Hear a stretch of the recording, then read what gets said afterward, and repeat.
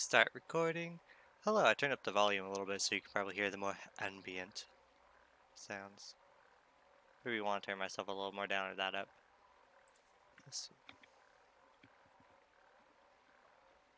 Anyways, last time we left off, we slept here and we did a great journey.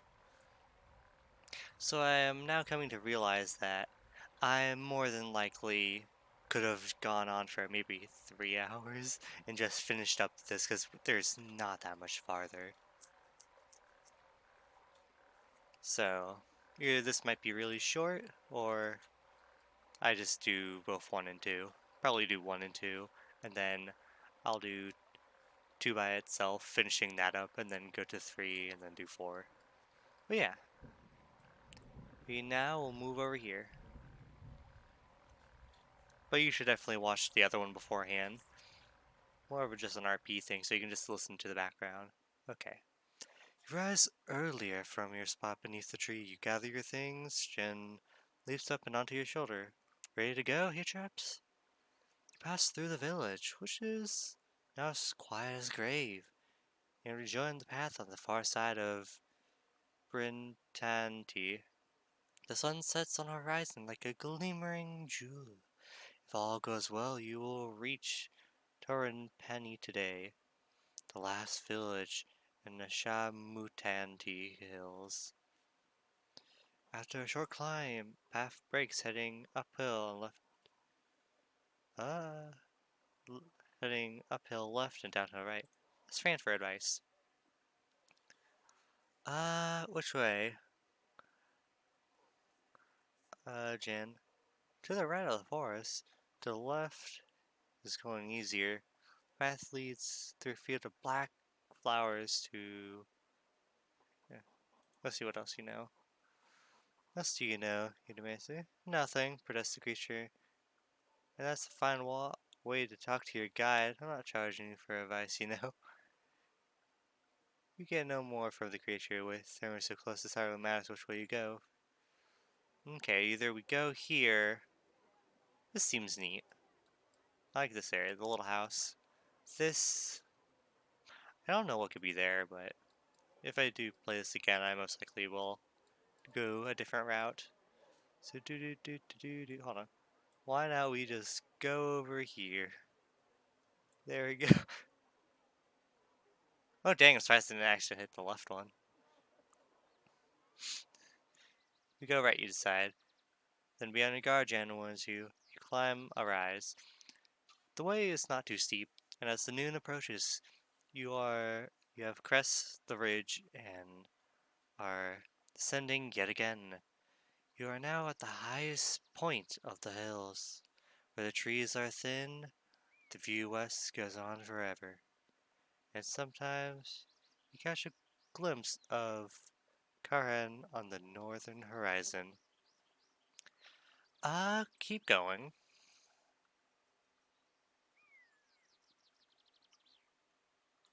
Okay, you decide to do not stop and eat, but push on. Jen in talkative is in a talkative mood and fills the air around with his chatter about what he sees and how things smell, and what he plans to do once he makes his fortune in Karar? I don't know. You pass from the open hillside into a patch of deep forest. Suddenly, Jin falls quiet and hisses in your ear. Stop! Stop now! Why? Because, insists the creature in a tiny voice, because something is following us. You come to a dead start. Jen was right. Something is moving through the trees, and moments later, a point of steel has emerged from the darkness between two trees and touches your neck. You've seen me, it whispers. I know it.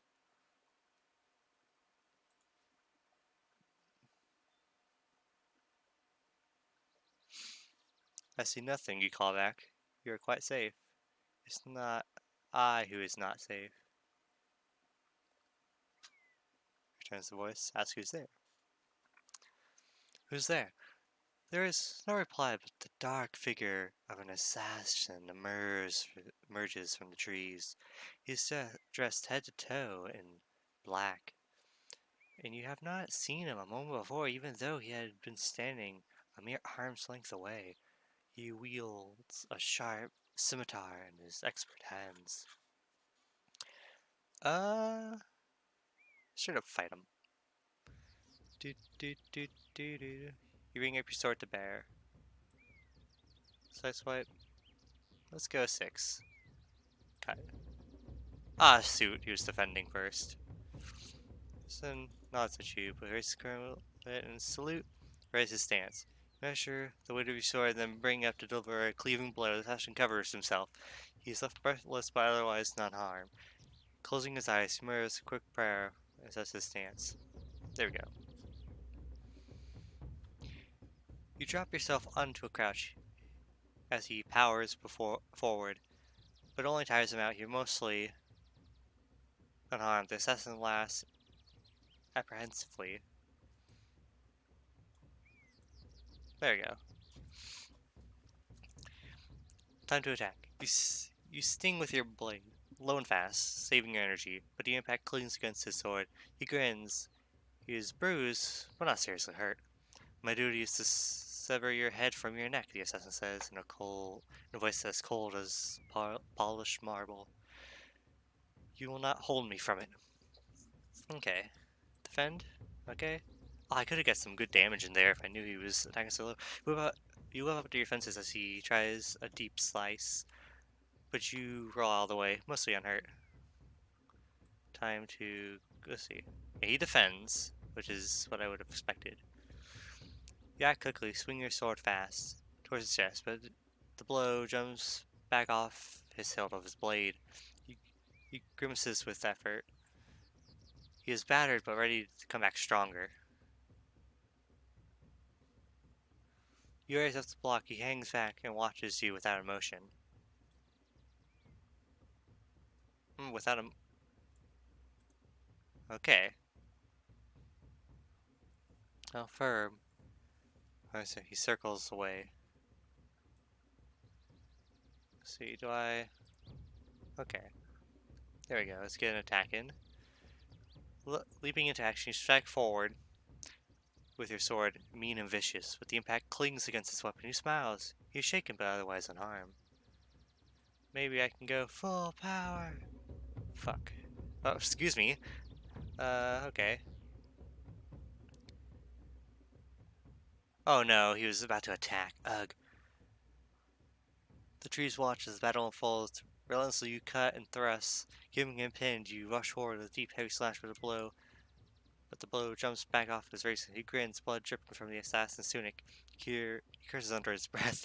Like me. Oog.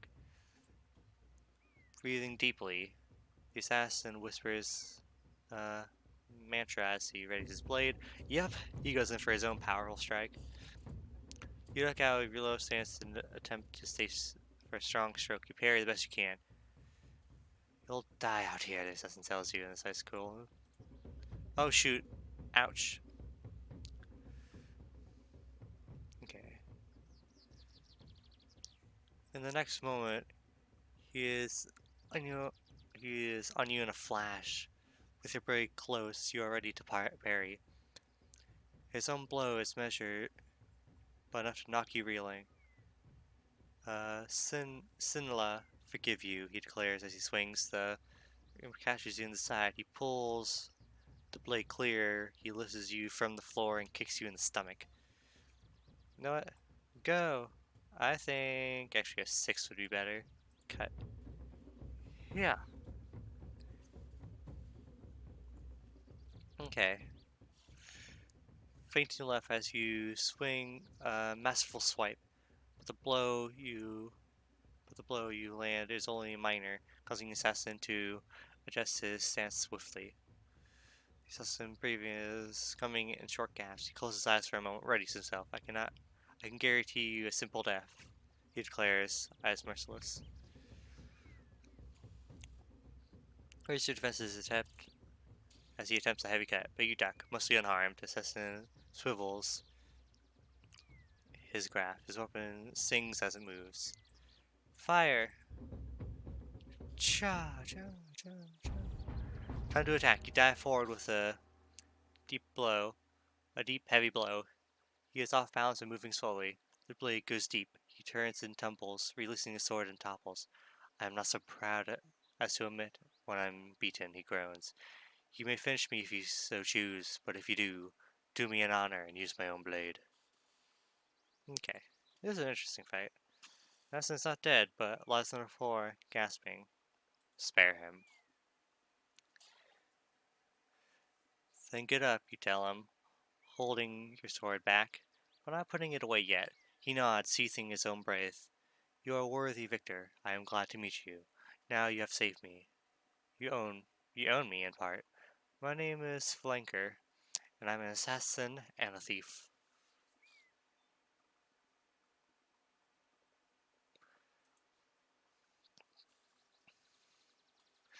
Why do you attack me? It's a simple matter. I pick on wayfarers for practice practice in hiding and in killing. I assume you were no match, especially as I saw your pet. He briefly points at the Mennonite, who's currently hiding under the fold of your tunic. I see I was wrong. He bows his head once more. He bows his head once, perhaps in respect, perhaps in pain of his injuries. Traveling to Curly asks, yes. I go that way as well. I will not travel with you, but once you are there, perhaps I'll see you. If so, I will not forget the debt I owe you. No, don't kill him. What's your business in Kara? He asks. He looks long into your eyes for a moment, and then answers, the nobles of the city have heard rumors. Goblins are reopening the old mines. They want to know why.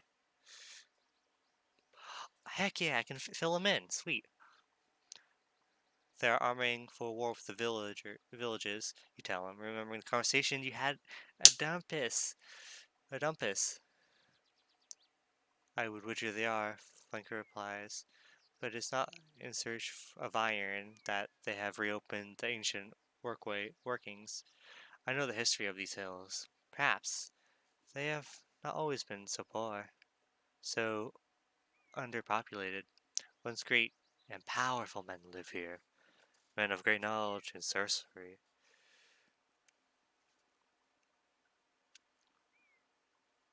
Long gone now. Flanker shakes his head. Not gone. Changed. There's a village of giants in these hills. That is what those men became. These ancient miners once ran a great city spanning from Kahabad Sea as far north as the Jinker mines. That was where they mined the ore that forged the crown, and it was that metal, that power, which the goblins are searching for. If Mampang should rise, it would be their only hope.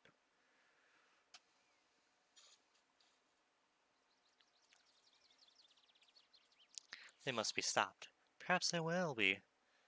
They said ancients. Okay. Perhaps they will. They said that ancients left terrible guardians behind. He bows his head again, this time a different plane. Go, he says, you cannot aid me. Help him. No, you reply. I cause wounds. I will help you. He grins, grinning his teeth. Are you a doctor? I don't think you are. Bind his wounds. Tearing plastic dark fabric from his clothing, you bind his wounds tightly and the bleeding lessens. You are too kind to a man who is about to kill you, murmurs. Let that be your lesson, you reply as you gather up your things and head out to the forest, leaving him behind. You have a sense that you made a powerful friend. Heck yeah. Friends. Always be a good person. Gotta make them friends when they matter. How long do you think we'll be traveling today? How much longer do you think we'll be traveling today? Murmur anxious. I'm getting tired. We've gone such a... Not much further. sighs and slumps onto your shoulder. You continue the path and around the side of the hill. A wooden hut is set on into the slope, with an old woman sitting on the front step. Excuse me. A river seems to emerge from beneath her. As you get closer, you realize the water flows beneath her house, and the house itself is set on splayed sprongs, like an inset, scattering the course. A few spaces in front of the house, the water plunges to the edge of the sheer cliff and disappears. Greet the woman. Greetings, you call. The woman looks up at you and smiles. Come over here, won't you? I can barely see. Walk past the house? No, gotta be nice, elderly. You approach the old woman. She smiles, a toothless smile, and gets up from the step. Come in, please, she beckons. I get so lonely living out here on my own, away from the village. Go inside. Thank you. You follow her inside and take a seat on a long wooden table. I'll bring us some tea, she said. She almost sounded nervous. Hurrying to a kitchen, she returns with two large cups. Watch it, Jan said, whispered in your ear. I don't trust this one. Uh, gee, make conversation. Tea is so hot. Your cup in between your hands as you speak. This is a beautiful place. This is a beautiful place, you remarked, watching the river outside the door, plunging away over the cliff face. This is the top of the crystal waterfall, she said. The river runs right under my house. They say it carries all my goodness and youth away while I sleep. The villagers, the vil, yeah, I, while sleeping, the villagers bathe in it for luck. She giggles, meanly. I'm sure it isn't quite true.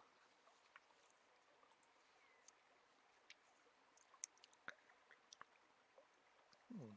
It'd be more to. Oh, she smiles sweetly. No one bothers about me. Why would they? You can't help but to notice that she not, she has not answered the question. I'll drink the tea. Make a sip of tea while the woman stops you, catching your arm before the cup reaches your lips. Oh, she says suddenly, I forgot the pot. She goes back to the kitchen to fetch. Drink my tea. You lift your mug, blowing away the steam, and take a sip as the old lady returns. Rolly lifts her own mug and takes a deep gulp. Your own tea is generally refreshing. Then she sputters and coughs, gripping the side of her. What's wrong? Oh, no, no, she replies, trying to smile, but clearly doubled up in pain. Stammering and almost falling, she staggers into her kitchen and gulps down another drink.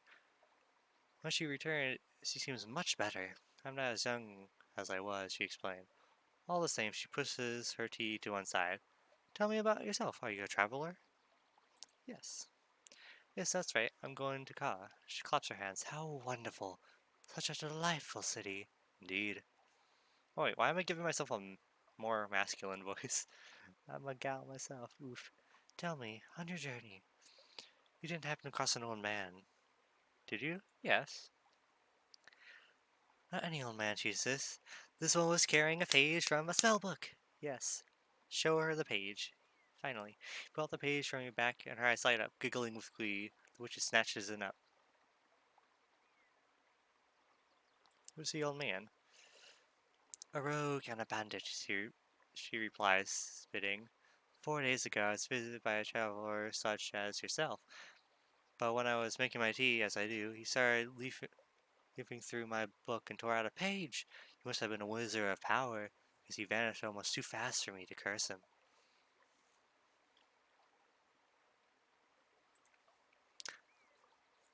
What curse did you guess? Well, you saw him, she replies. I aged him. Didn't stop him escaping, though. She fussed, fuses with the pages, repairing her spellbook with gentle magic. Shall I show you? Shall I show you how useful this spell can be? Oh, wait. Oh yeah, this gets rid of pests, doesn't it? Oh yeah. Oh no. What do you mean?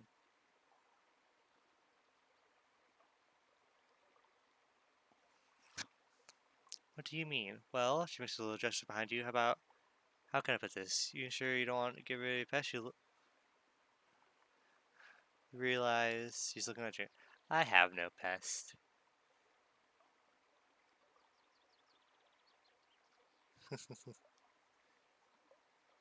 Gets to her feet. Let's be going. Aw. You softly hear whispering a few things into your ear, and you leave. Aw. Hey, so I no longer get that spell. But whatever. I get my friend. Is It is now late afternoon. You pass over the brow of the next hill, and below you is a village of Turin Penny. Almost everything ends in an I or a ni, T, whatever, B. Slung from one side of the valley to the next like a flooded barrier. Observe. Turin Penny is a village of Sylvan, an aggressive looking race of man orcs. Oh, okay. You expect their village to be rowdy, but seems strangely quiet. Go into town. Still, there's no way around it. You have to go through. Okay, so you no longer get the chance of sneaking around. But I didn't never snuck around, 'cause I go straight in. You enter the village, there's definite air of depression hanging over the place. The Sylvans are going about their business slowly and miserably. And pay you no heed. You sit yourself down in a tree and slump in the very center of the village to consider your options. Make contact with the villagers first. You spy a group of Sylvans outside in a low hut, and you walk over and sit yourself down. They're discussing a friend apparently killed in the night by an assassin's curved blade. Ooh. Oh no, I don't want to rat him out. But at the same time, ooh gee. Oh yeah, afraid.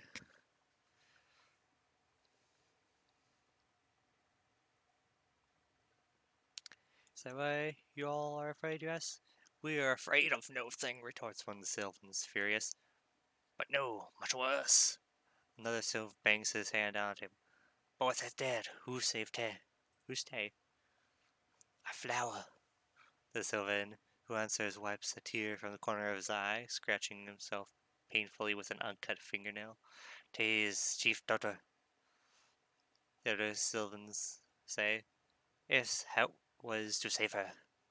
Now ish not alive, so Tay soon not alive. Happened to her. Goblins, they sacrifice? Sacrifice? He was unsure of the word, so mimes a gesture like stabbing a downward blade. Yes, sacrifice to great cave demon. Trouble is, another says, our village die if chief line dead. Day and end. So end ends. We end. All very sad. The very sad, they all agree. Who you? One asks suddenly. It's all yes. If only thinking about it, you prods your chest. A traveler.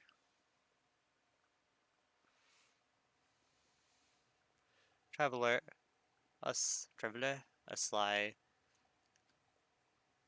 glim enters the one big eye. Great traveler. I do my best. I do my best. Best is good. Miki. Tifa. He swings the other quickly on their feet. Big hefty eyes swing to we take to chief. Before you can resist, they haul you. They have they have you and pulling your your bodily over their shoulders. Body over their shoulders. Jen clings on your shoulder. Clings onto your shoulder, refusing to shake free. To be shaken free. Uh, I don't need anything from him. Uh, wait to see what happens. Held your tongue and wait to see where they're taking you. Pass through the village, surface and watch the doorsteps and windows. Their faces silent and somber. A few murmurs blessing or maybe cursing as you pass. And then you reach a low hut on the edge of the village. You're set down carefully. Okay. Captured! The door slams locked. Moments later, it reopens. Your possessions are thrown inside. Let's eat something. Pull out your knapsack, pull out a ration of your food and eat it. Nothing else happens. They don't seem to be too dangerous, so I might as well rest. Fearing they will probably wait until daylight, you put your head down and sleep. Your dreams are filled with grasping hands and long, dark fingernails scratching at your flesh. However much you toss and turn on the floor, you cannot quite get them out of your mind. There we go. I'm all ready for the day. I'm back at full stamina from how I started. I'm curious if I never lost any, would I have 30 stamina? That'd be interesting. Daybreak. You are still alone. An hour passes before you hear any noise outside. Yeah, excuse me, so sorry. And then the door to the hut opens, and 5 Sylvans come in. They drag you roughly across the street to another hut, where an old man with gray hair sits. He is wearing outlandish, colorful robes. My name is Proceus, Chief. He slaps his chest twice. I apologize. Then he bows, brushing the dust on the floor with his sleeves. Apology accepted. Chief nods. Ah, already. He waves to a menial. Bring, yay, get more eel. To bring in bread and milk. Gratefully, gracefully, you put down the meal. It does not seem to be poison, and it nourishes you. The bowl is removed, and the chief squats down in a pool of cloth. Jen cowers under your cloak, hopefully going on this. Have need of you and your strength. I will help if I can. Chief bows. I am grateful. My daughter, my child, she is taken, offered to a terrible demon below.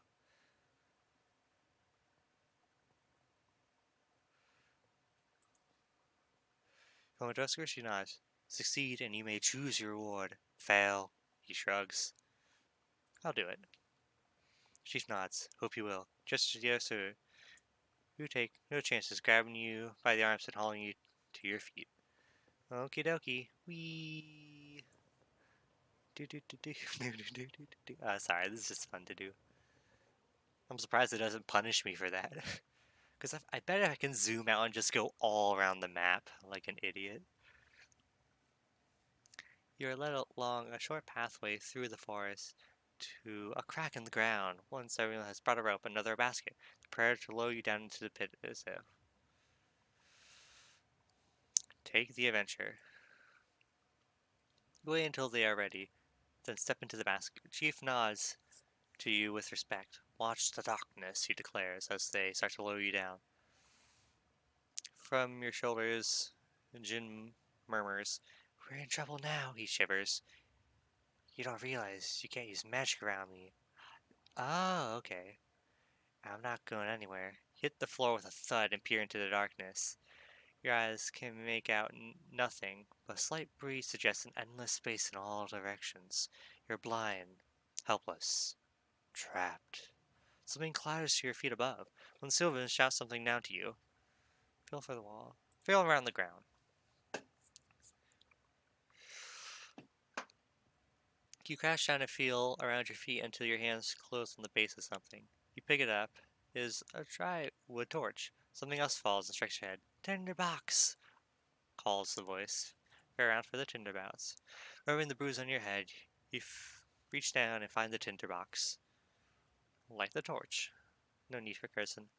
You strike a light and the torch blazes into flame. But I like how he finally brings it up. Use magic around me. That is nice. He's like, hey, if you can't use magic, then just know why. That's sweet. I mean, it's a little late, and I could have potentially used it a bajillion times, but nah. Okay, you can see yourself. You can now. You can. You can see now. You're in a large cavern, wide and deep. In the far end, passageways disappeared to the left and right. Through an uneven rockfall, in the end of the cavern, you hear a murmur. Listen by the rocks. You clamber over the rocks at the edge of the cavern to investigate the sound. It is whimpering coming from the other side of the stone pile. Seven girl, perhaps? She came in this way, but but then the cave in blocks her path. Yeah, you have to find another way to reach her. Right or left? Let's go right. Turn right. Examine the stone. Turn right. Group and so forth. Pathway slopes down to either direction to T-junction. Two stones are stacked on top of one another. Examine the stones. Nothing special about the two stones, except they happen to be on one top of each other. Let's go back. Turn back. Clamp. Turn back. Go straight on. Oh. You push on further into the darkness. The passage rises up with a gentle incline. At the top, a thick crystal gleams with a torch within the torchlight, and the tunnel splits. Look at the crystal. The seams seem to be made of pure diamond. No, it was no doubt in quest that these tunnels were carved, but by well, why is no one mining here now? The crystal might be a trap, but there's nothing saying we can't try. Okay, you tried to pry some diamonds loose from the incredible stem in the rock, but your sword did not. Your sword is not up to the task, and you would only make it blunt. Perhaps you could return with a proper pick, only if you can escape these tunnels first. Okay, so let's go back. Go straight on. Okay, okay, okay. Set your toes into a crevice near the base of the rock wall. Try to climb your way out. Wait, cross into your fingers. Halfway up. Give up. Okay, I didn't mean to actually get out of here. Go straight on. You creep towards the darkness circles, feel a drip slow point. Therefore, the spare stones are stacked here as well. Go right. You take the right-hand tunnel. The tunnel twists and bends sharply. If carved by a river now long since dried away, you lose all sense of which way is which, except to keep going forward, where the paths you are creeping through forks again are stacked in one corner. Go right. The rocks are important. At least it seems to be. Uh, you move through the opening in the right wall. It's more difficult. You realize the tunnel is climbing quite sharp gradient. Little stones rattle and roll downwards into the darkness at the highest point. The warning sound reaches a split as you enter. Two stones roll away down the slope. Go right. You go right. The cave walls crush in close as the rock is squeezing you to death. Your shoulders rub against the wall when you feel certain you can go no further. The cave flickers with the torchlight and branches once more. Two stones. Two more stones are stacked against the wall. Those stones don't look like they fell like that. Those rocks don't look like they fell like that, Jen remarks. Go right. You turn right. You follow the passageway and you hear the echo of whimpering coming up, up the corridor. Your torchlight falls along a frail shape. Hiding in the shadows is the small Sylvan girl stacking stones into hundreds of little towers for traps.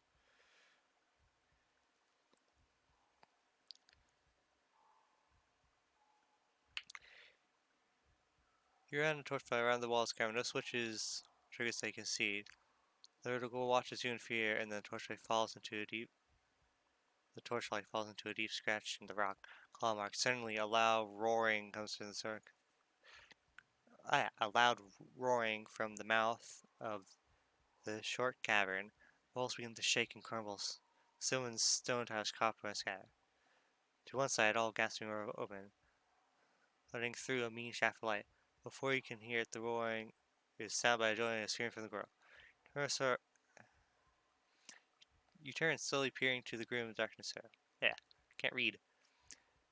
Is there something moving? Something come closer, perhaps. Roaring will continue. Something's coming. Do do do do do do. Hey, yeah. Oji. Hear the scrabbling sounds of claws on rock.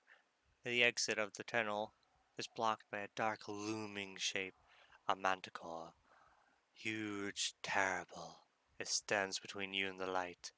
It howls in bloody rage. It's cool. It looks like a dandelion. Look at the creature. Can't use magic. Manticore is a foul hybrid created by evil sorcerers of an old and steeped in bitter self-hatred. The lion's body, yeah, it has the body of a lion. It has a lion's body and a tail of a scorpion, but its face is that old man and his thoughts are cruel and resentful. As it sees you rear back, as you see, as it, yeah, as it sees you, it rears back, flapping two enormous wings on its back. Fight! Do do do do. Here we go. Okay, you draw your sword and close on the beast, eyes focusing tightly on the terrible singer. Defend. Yes! That was a great choice. So if it does that, it can't do anything else because it can only really defend. But that means it has a total of 12, meaning it has 8 more points to use. Okay. The fearsome beast paces forward, teeth bared. You drop back, raising your guard, hoping the beast will wear itself out. At the last moment, the manticore pounces, all claws off the ground bare to plunge into your flesh. You brace yourself as it comes down and leap aside at the last moment.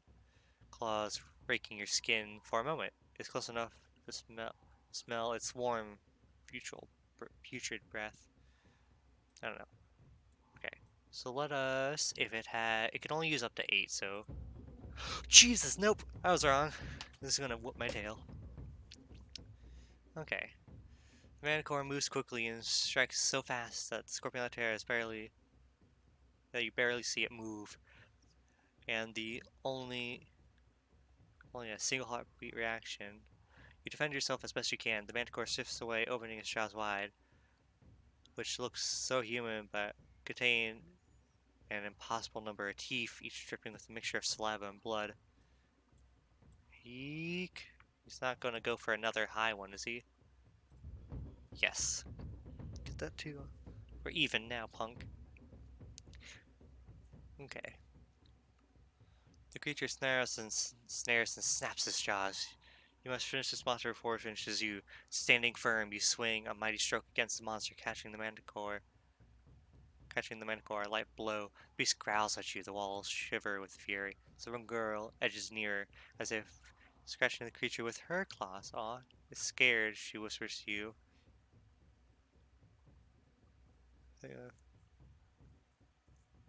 Oh, edges nearer, thinking of scratching it with her claws. She's scared, she whispers to you. You might not believe me, but you scared it. Oh, gee. Okay. Waving your defensive cast, Manticore tries to lay low and randomly gives you thankful for your. You give silence thanks to your conception. So let's try to go maybe a 5. Yes, we got higher. Nice, 3 damage. In the darkness of the cave, it's hard to read the monster's intentions, but you cannot wait forever. You dropping your weight, you chop a heavy swing at the vile beast. As the Manticore pounces its tail down in a hammer-like stroke. As it reels, you push your sword up onto its exposed belly. You have opened a deep wound in its side. The Sylvan Girl cheers! Defend. Yeah. You can almost smell the creatures growing in rage and dropping quickly away. The Manticore makes a nasty swipe with its fearsome claws, but you duck and escape real injury. You swing your arms and refresh your stance. The Manticore chomps, grinding its teeth, expression and ugly face. I don't think it will defend, so... Yeah, let's just... Oh, I wasted way too much. Dang. The Manticore laughs at you with a human expression of fisted joy. You risk an attack with a rock wall at your back. You have no way to hide. That's a perfect platform for springing forward. You race at the Manticore, slipping a light strike past its outstretched claws. It curses you almost in a human tongue. Monster rears up on its back legs, opening swings and fills the room. And there we go, we're getting more back. Where you move into a defensive crouch, the Manticore rushes you. The last moment you jump aside, you adjust your so sorry. You adjust your grip and shift your weight. The creature stretches its enormous jaws and roar. Yeah! Bam. I need to stop wasting so much, but I'm assuming it's gonna go to like a 5 or something, just screw me over. You spy an advantage, the kind that can change the course of the battle. Charging forward, you rush into the Manticore, it catching it a passing cut. It's injured and angry. Defend. You sense the creature is getting angry and moves quickly into a crash. Manticore whips out its terrible stinger, but you leap aside safely. You swing your arms to refresh your stance. Okay, let's get another one in. You remain hidden. The creature snaps its knife-like teeth, but you knock it back with your sword hilt. Manticore roars, grounds itself, seems to shake in anger. One more time, it should be good. You edge around the Manticore, keeping your guard up. It keeps closer for a rushing to knock you down. Side swipe. Let's go for a cut. Fudge! Oh no no no no no no no no no no no no. Okay. Creature whips out his vicious tear. Your own attack is forgotten as you try to regain your balance. You're gasping for a creature's relentless assault. Its sheer rage is almost too much for you to take. March garnishes its jaws ready. Self-station, but go for a throat. And we'll go for a thrust. Bang! I don't like how I'm doing so little damage. You must kill the creature. Racing across the stone, you charge headlong towards the Manticore, quickly landing a jab past its tail. The creature crashes again against one wall. Rock dust poured onto its back, but it tries to shake itself off. It stumbles. You can hardly dare to hope. Battle Beast is weakening. Yeah, that's good protection. You can almost smell the creature coming for your blood. The drop, yeah, and drop quickly into a guarded stance. The Manticore makes a vicious slash with its claws, but you stay low. The Manticore rears back and swings hard. It's gonna hit hard. No! Pfft, God dang it. It's not gonna hit hard. You stay low, the Manticore charges you. You leap to one side. You adjust your grip, shifting your weight. It doesn't go easy. There we go, sweet. Back against the rock, you deliver a ferocious stab at the creature. At the same moment as the Manticore comes at you with a terrible sting, you cut into it like a butcher. The stinger of the tail begins to leak foul-smelling green ooze. The Manticore paces back and parts its morphing jaws and bellows. Oh, that would have been a good chance to strike. Warily, you move into a defensive crest, drops his tail, and tries to scoop you into his jaws. You swing your arms into a defensive stance. Let's go for 5. Nice, just one stronger. You try something. Standing firm, you swing a fearsome stroke against the monster. Just as Mukuna charges you, you catch it, rearing up and expose. The Manticore screams and howls in a voice that's almost human. It's dying, slowly furiously, but nonetheless, it's weakened. The creature howls at you. You hear it disturb the distant tunnel collapsing. Let's go for Erg! It's on its last legs. You drop in your weight chop, hefty swing, terribly catches the mech or a light blow, roars in frustration. Yeah, I couldn't get that. You sense the creature growing in rage quickly and moving quickly away. The manticore lashes out with its terrible sting, but you leap back out of harm. You stagger back and you stagger back. The back of the giant stinger knocked you flying across the cave room. The Sylvan girl is shaken with fear. You know she has seen heroes defeated before. The manticore chomps its grinding teeth. Let's go! Shing! Back against the rock, you deliver a mighty stab at the creature. Your sword blade seems almost to be possessed. It finds its way past the manticore's sweeping claws, through its thick hide, and down into its ancient, cruel heart. For a moment, it howls loud enough to make the walls shake, and then everything falls quiet. 16 stamina loss. Shameful. Jeez, I'm glad I survived. I have Ape still. What's Ape doing? You're doing nothing for me. Okay. The only noise in the chamber is of the hammering of your heart and the quiet breathing of the Sylvan girl. When the Minimite breaks into a larger whooping and punch in the air, you bow to him. Thank you, the Sylvan girl murmurs. The tongue on this way. She leads you towards the light. The gap in the rocks to pull a sunlight in the first cavern. Do do do do do do. Yeah. You wave the torch to attract the attention. Tell the girl to call up. Sylvie, girl, call to your father. Sylvan girl nods mutually. Then follows the top of her lung. Perseus, I'm here. Then something drops. A rope with a basket at the end. Get in together, Chief calls. Pull you both up. Get the girl first. You lift the girl into the basket. Haul away. Sylvians give a quick grand pull. The slowly rises, spinning as it goes. The girl waves to you as she disappears into the sunlight. Gone. Wait. No passes. Wait. Let's die. Jane whispers, shivering on your shoulder. Not a minute. Let's pass no sign of sound or movement from above. The tunnel echoes very slightly. A noise from the depths. Perhaps the Minotaur was not alone. Wait a little longer. Okay. You wait a little longer, settling down your pack. You can imagine the celebration going on the ground, the tears and grateful. You're no surprise if they lose track of you down here in the dock. Then, sure enough, a basket and rope came to land. You clamber together, you clamber quickly in, and they haul you up. Above the ground, the chief himself helps you out onto the grass, his father with him, clutching his hand. My daughter tells me you fight bravely, he says. For that, I am grateful. I invite you with us. Torian, will you come? Forgot his voice. We're gonna go party. Yee.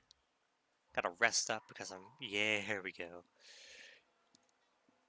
A little generosity cannot hurt you. You nod, I will come.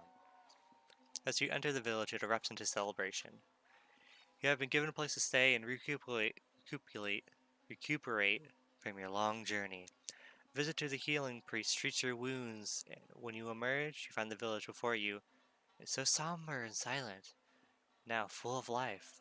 Flowers are tied to every rooftop, and bands of Sylvans are playing music on long, strangely shaped lyres. You whisk away into a dance by his daughter before the chief can welcome you to their feast. This night is gorgeous. That night you sleep heavily, and rest the next morning continue your journey. The chief meets you before you go. My good friend, he declares, you have saved us. He presses two gifts into your hand, a pouch of 10 gold pieces, heck yeah, a fortune for a place like this, and a key. This will open the south city gate of Kalhar, he tells you. Holy use. Time to go. Okay. Take your leave. The path winds down from Pani, and soon you're on a downward slope away from the Satmutanti Hills. Through stepping rice fields as you walk, you feel for the first time the loneliness of the path ahead. Though is a busy city, it is cruel, and beyond Kara there is nothing but the vicious wasteland. You will have no one to trust in the days ahead. For a brief moment up on a hill's path, you fancy seeing a figure stealing its way along some high secret route. A figure in all black. Ah. But when you shade your eyes from the sun, whatever was there has disappeared. In the distance rise a wall of a great city, the first true smoke you have seen since you left.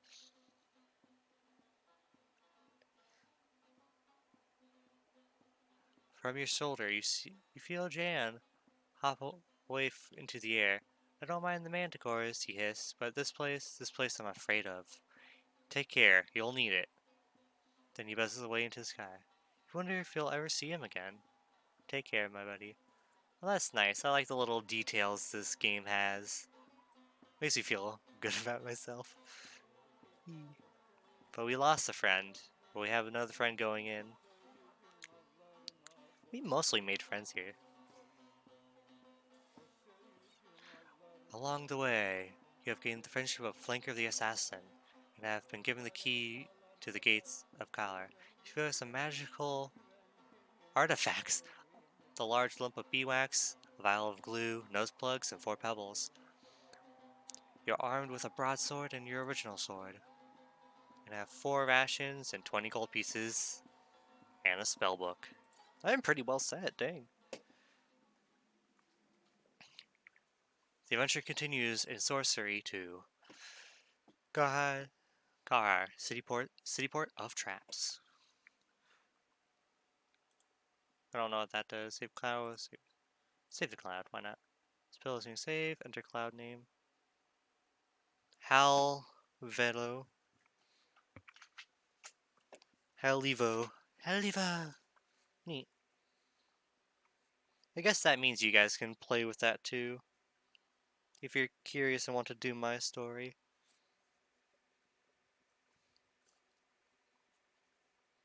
B1 I will put next to it. Continue. So that's cool. I like that. I can never lose my progress. I have to keep that somewhere safe there. Ooh. Ooh, story time. See how far we've been going. Only an hour, dang. The crown of kings has been stolen by the Archmage and taken across the backlands to Mampang. You've been sent to get it back. Should you fail, the whole of Karabad will surely fall. A journey begins. I like the clouds, they're pretty. From the outpost settlement of Analan, you cross the Shamutin Hills. Along the way, you spare the life of a defeated assassin, travel with a Minimite who almost cost you your life, and fought and killed the dreaded Manticore. You face cruel twists of fate and deadly traps. A test of character. What was your hunky? To survive, you use your blade often and your intelligence frequently. Yeah. You deceive, charmed, and trick your way through. Your spirit guide changed as you changed, becoming an ape. But now, all that seems is a distant memory, for you are approaching Elgar, or Kara, the cityport of traps. If I didn't mess up, it would probably sound great. Oh dang, is this just a huge city we're in? For a whole book? Dang. Found it on the ford of the Chabije River. Callahan was once a camp for the pirates who ambushed merchants sailing from Lake Luma to the sea. Lumi from the sea. While the camp grew, it became a village, the village became a town, and now Kara It is a magnet for ne'er-do-wells and thieves ruled over a council of villains. It cannot be avoided.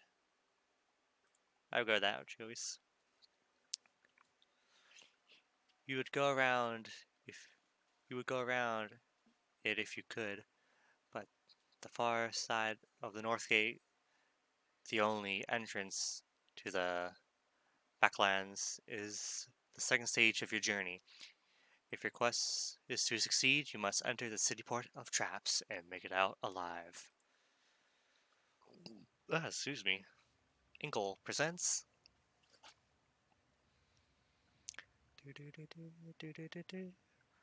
Steve Jackson's Sorcery. So there we are. Part 2. City port of traps. Oh, it is 3D. Oh, that's so weird. Hold on. Oh, look at that. That's 3D. Yeah, that's cool. Oh, let's just click here, I guess. Twilight already.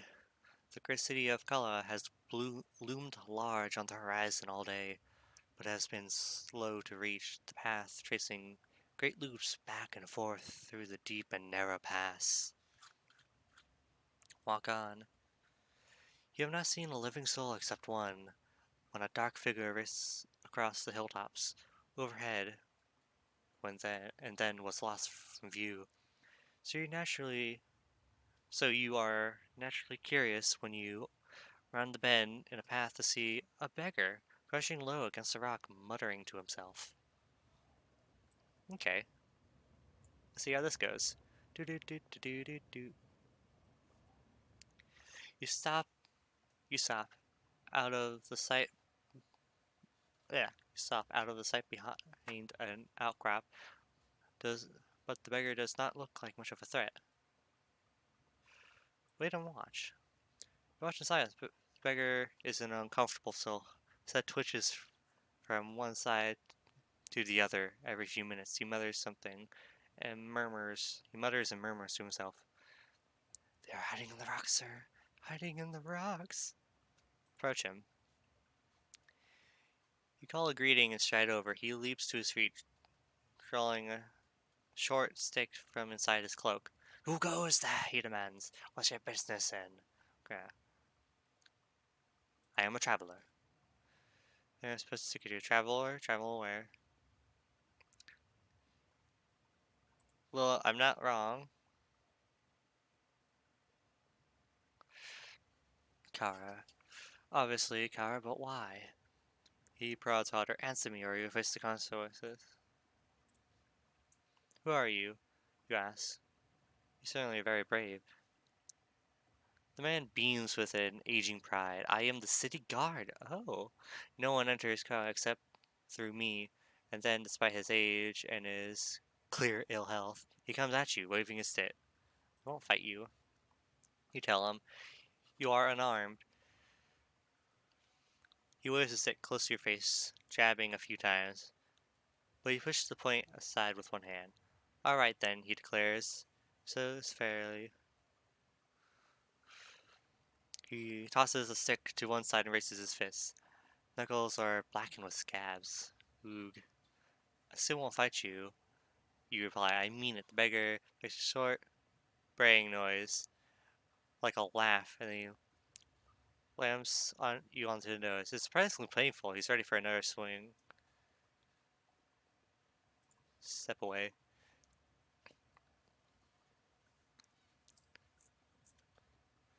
You step away, and with that, the fight seems to stream out of him. He sits back down again, suddenly sad. Very well, he moans. You're right. I suppose I can't defend the city on my own. You're very brave. You tell him kindly. Am I? He looks up. He asks, looking up. I don't feel brave at all. I'm still alive. Doesn't that make me a coward? He shivers. You don't have any food on you. He asks, sadly. Aw. I have rations, so don't worry. You know how much you pack and pull out a hunk of bread and cheese. Here. The man grabs and eats it gleefully like a wild dog. He murmurs and grumbles to himself as he does so. Come with me? Okay. Take pity on the man. Come with me. I'm going into camp. Soldiers consider you. Take pity on the man. Come with me. I'm going into Karth. The soldier considers your offer for a moment as you choose. You sure? I know the word for. I know the word for the wall, but they don't want to let me in through the gate. Okay.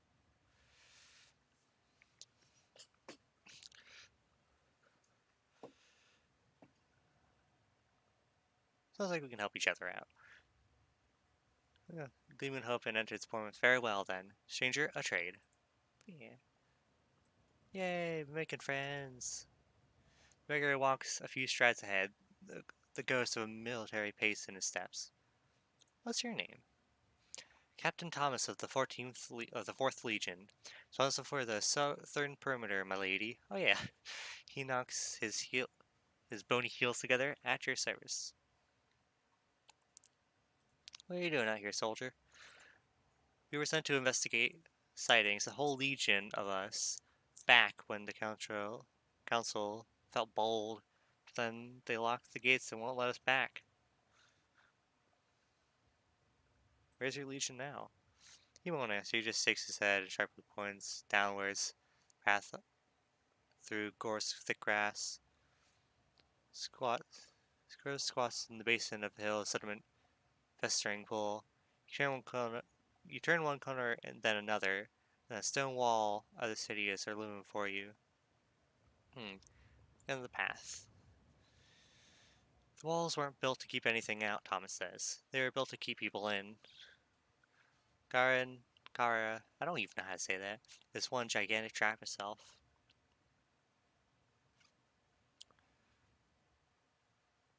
You want to go back?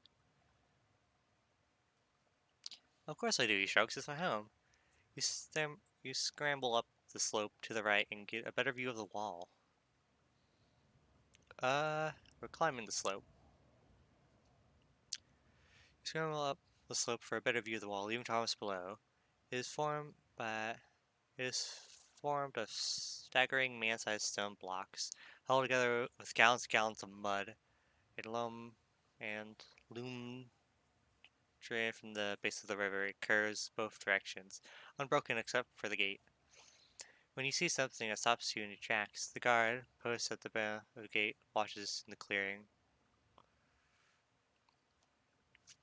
Okay, when you see something that stops you in your tracks, then you see something that stops you in your tracks. There is a guard posted on the battlement above the gate, watching the clearing. Watch the archer. Watching the archer. Keep watching. The guard above the gate looks this and that, but doesn't shift from his position.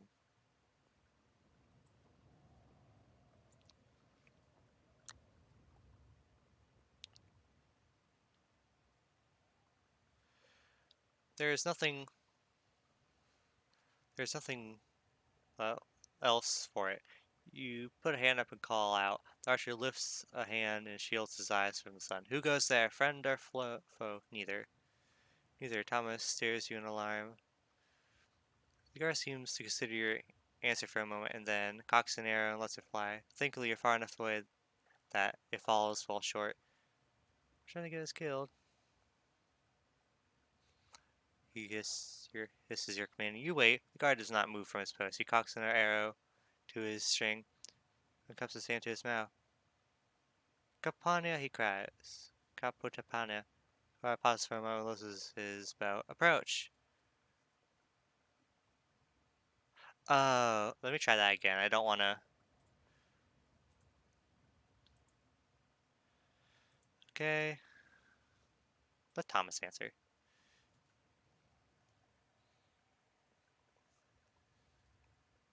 Approach. Okay, there we go. That's much better. Okay. I want to have all the friendies. The Southgate stands before you. It is as tall as 2 men and would be broad enough to ride 3 horses through, if only they were open. But instead they were locked, and there's no other way to get into the city. Luckily for you, you have a key. Oh yeah. Over to you, says Thomas, stepping back. Lock the gate with key.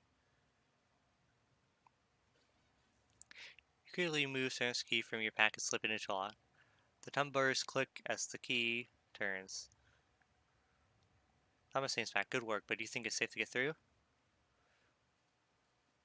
Why don't you check? I'll go first. Let's wait. Let's wait, you said. Thomas nods. A few heartbeats pass, but you hear nothing from the inside of the yard. Then he shakes his head. I'm going for it. Thank you, stranger.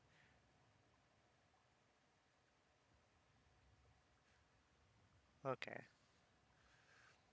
Let's wait. If you have fast and nothing from inside the yard, then he shakes his head. I'm going for it. Thank you, stranger. And with that, he dashes away inside. You hear nothing for a moment, then a sound of shouting voices and feet rushing away. Wait. For a moment, your heart's pounding in your chest. Could you have been caught? You hear nothing through the door.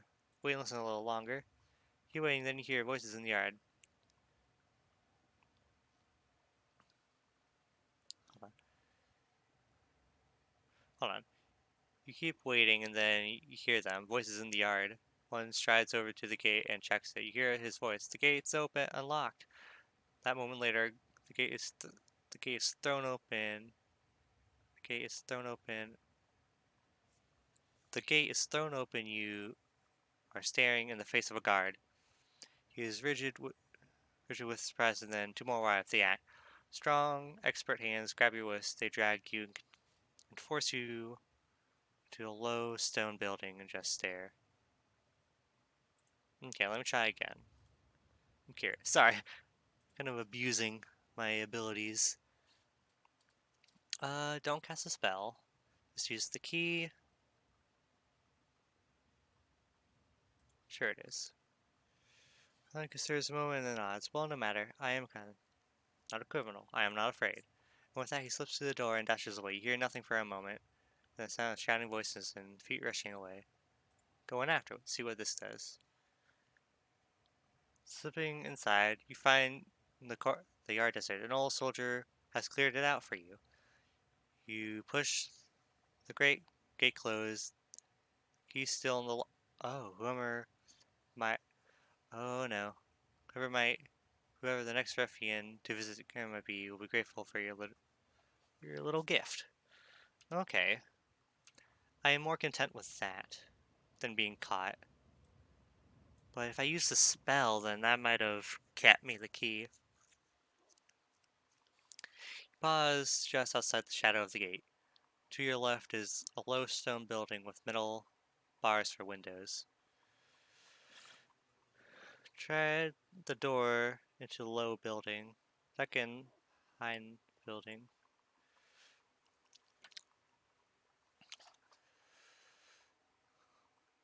You hurry over to the wall of the building, crouch down.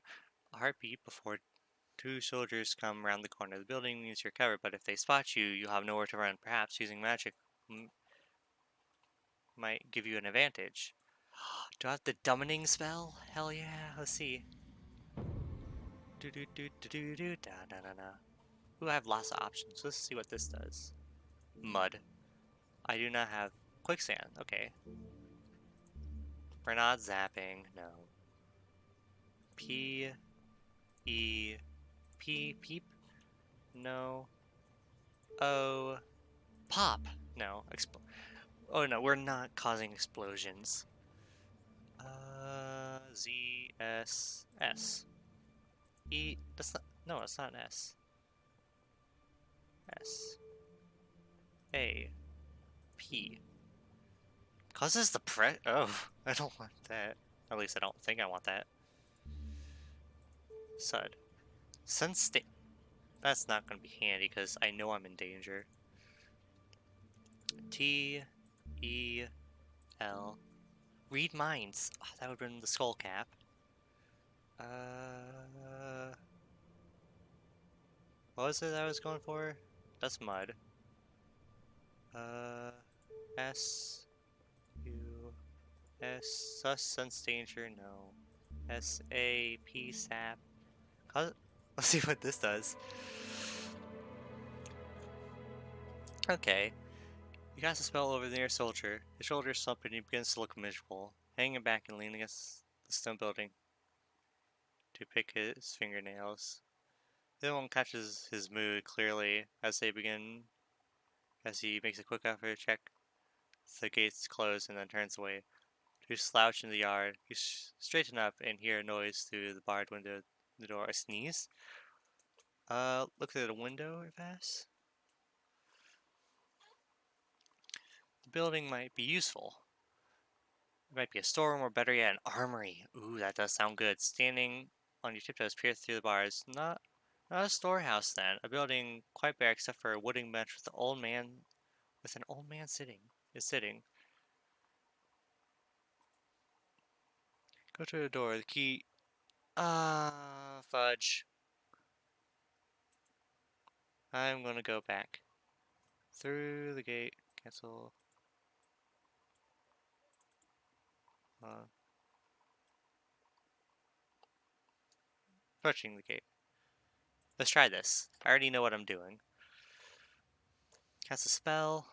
I'm willing to use spell for this because the key is really important. Okay, so it's D O P. Yes. Good thing I remember that. Stop, we cast a spell. Uh, sure enough is unlocked. Let's go. Okay, going after. Continue. Now we'll go through here. Duck behind the building. Cast a spell. Time to make them sad, boys and gals. Okay, what was it? It was S-A-P. Cause suppression. Bam. Sneeze. Look through the windows. Try the door. Oh, I still have my key. Oh! Ah, I was confused. I thought I lost my key. Go over to the door in the building. The key is still in the lock. Go inside. Turn the key and unlock the door. Oh, it's in here. Okay. Ooh, nice. I'm in a building. Ignore him, greet him. The small room is dark, only lit by a narrow window. It takes moments for your eyes to adjust to the gloom. You don't notice you do not notice that the door, which is heavily weighted, has swung shut till you hear it lock behind you. The old man who's watching snickers with a competent glee. Won't continue. Greet him. You step towards him and shadowy bends. Greetings, old man. He ignores you. He is concentrating hard on something on the ground just in front of him. A collection of small stones scattered as though fortune telling. After a moment, he gathers them up and tosses them again. You notice his other hand is completely missing. The lustre of his tunic is limped to his side. Look, cast a magic here.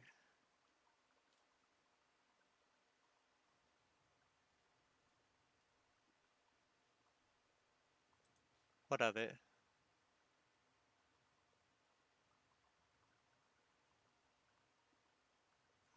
Played.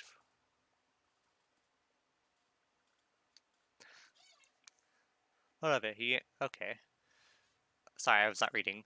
You glance upward to the star. Suddenly, the old man shouts, "A sorcerer! I knew it! I heard the way the tumblers moved on that gate. What of it?" "Well," he answers, "he'll get us out of here, but, but better yet, I have not played anyone for months, and certainly not smart. Sit down, sit down." "Play what?" "Why," the man replies, with a sharp tune.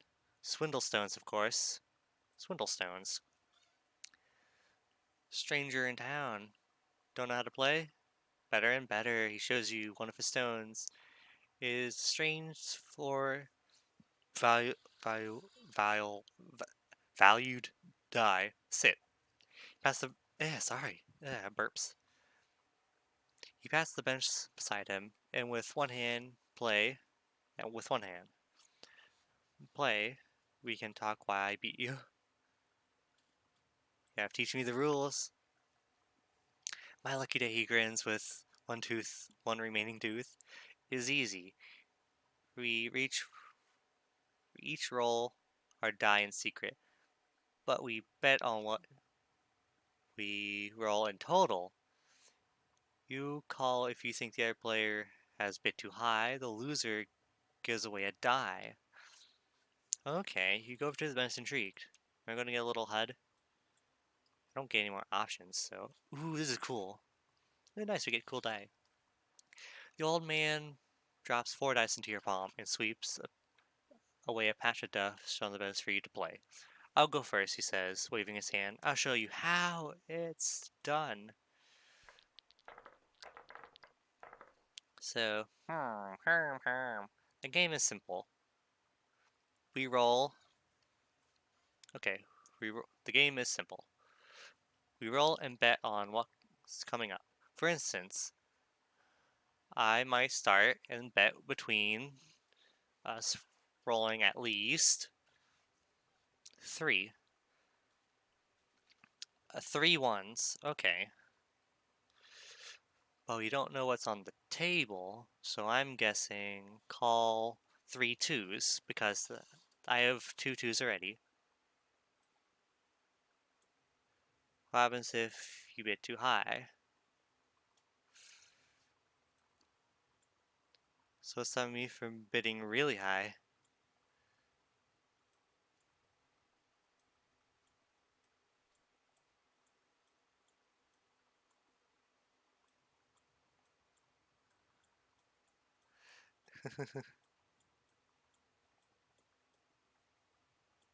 Okay, I can't go any further. So if you...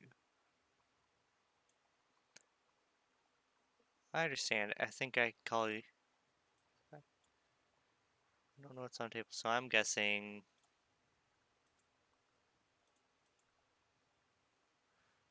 Hmm. See, so I can't see your die, but you can't see mine. So I... Okay, so he has a 1. He definitely has 1s. Okay. So indeed, I can't see your dice, and you can't see mine. You only have to... You only have to tell I got... Okay. You only have what I tell you about what I've got. But you may be trying to deceive me. Okay. But we may both be trying to deceive each other.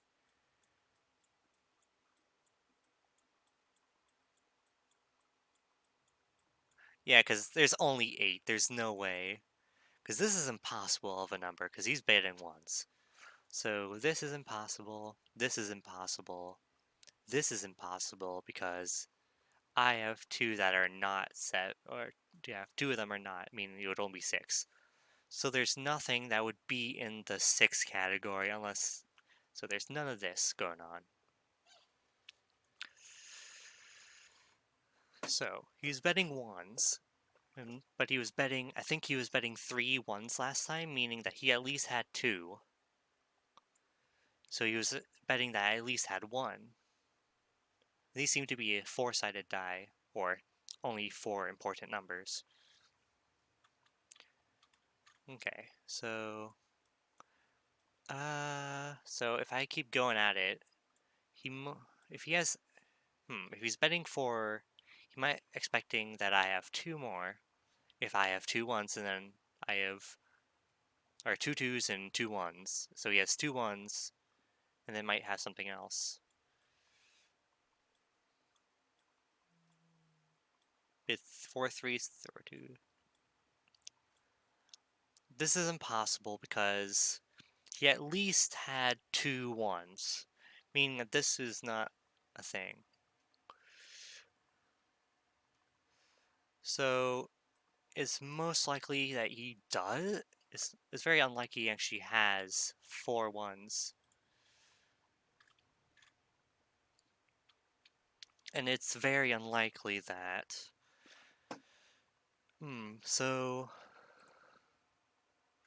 so he can... If I do something, he can definitely call me out. Because he wouldn't have played it risky, so I'm gonna call him out. Yes! Yeah! Nice!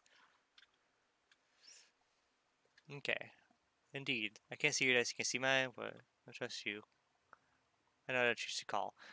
You only got 3 ones, so many sides, and puts one of his dice over the table. Oh, okay. Roll dice again. Nice, so he only has 3 dice to play with, meaning the number goes down from 8 to 7. What's your name? Uh, okay, that's simple play. Why don't you get out of here instead of just playing dice? You know Collar well. Okay, this is... Oh, I like these. That's interesting. You get different questions. So obviously, I can't go any higher than 4 because I would. He most likely does not have. Because I guess you kind of get it more clear.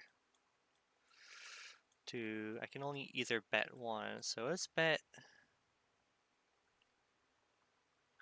He might have a 3, so I'm gonna bet 2 threes at least, or maybe 3 threes. 1, 2, because I don't think he has 2, so bid 3 threes. Doomed.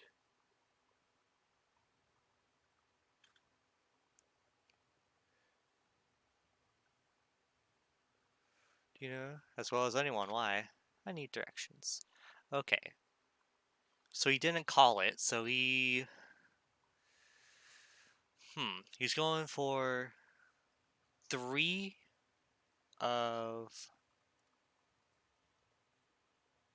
going 3 of 4. And I highly doubt he has any of those. Because he should have definitely called me out.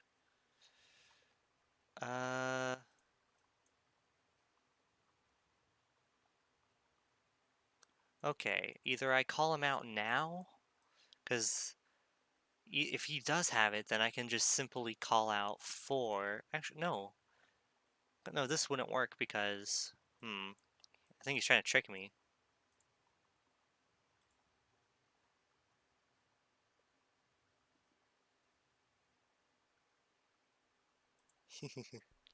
Nice, I'm doing good. Okay, interesting. I'll start with 1. Okay. Oh, does that mean I can't call 1? No, I can. If he's calling at least 1, I am gonna call 3 and see if he tries to get me out. Come on, call, call, call, call. Realize. Yes! There are 3 ones, the round's yours. Sweet! Okay. I'm doing great, surprisingly. So, okay, so the thing is now, he only has 1 dice. Meaning there's 4 options of what that 1 dice can be. And with my numbers, I just have to guess whatever one has 2. Actually, no, I can just pretty much guess any number and I'm fine. But what would be the very random number he can't call? Because if I get one, then he's gonna give away his number. I am gonna... let's see. Bid 1, 3. Doomed. Oh, wait. Probably... I think you're supposed to kind of guess what questions, too.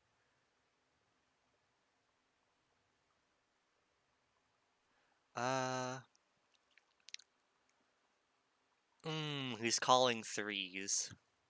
But at this point, I have to call him. Because nothing I can do is gonna... Okay, clever.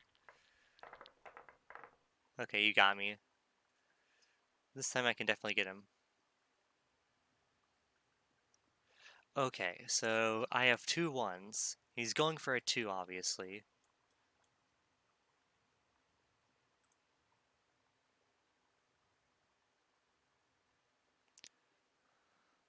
Oh, yeah, I'm gonna call him straight up. Yeah. Continue.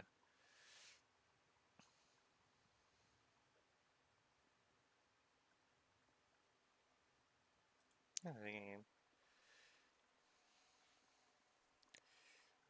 Yo, man says, thanks for the game. he said, standing up once more. I enjoyed beating you. The pleasure was mine, the old man says bitterly, putting his dice back into his pocket. He leans back against the stone wall work and hums himself quietly. Okay, that was good. I almost did that perfectly. Try to escape, talk to the man, wait. I'm curious. Up to the door, it looks lost, of course. Do something else. Walk away from the door. You can see next to the beds. Seems fussy with keeping his empty sleeve. You turn to face the old man. Yeah, say, oh, it's simple enough, he replies. In a day or two, the guard will let you out. Once they decide you're not an enemy, they will take a while to consult one of the mages. Alternatively, you can cast a dope spell and we can walk out of here, he shrugs. Up to you. Okay. I'm in a hurry, you declare. Settle down and wait. Battles pass. The guards do not return. Night falls, and you stretch onto the floor to rest. Know that when the guards come in the morning, you'll be able to persuade them of your innocence. You have already you've already eaten today, so you're quite comfortable. Soon you feel sleepy. Across the room, the old man is already dozy, pretends to doze.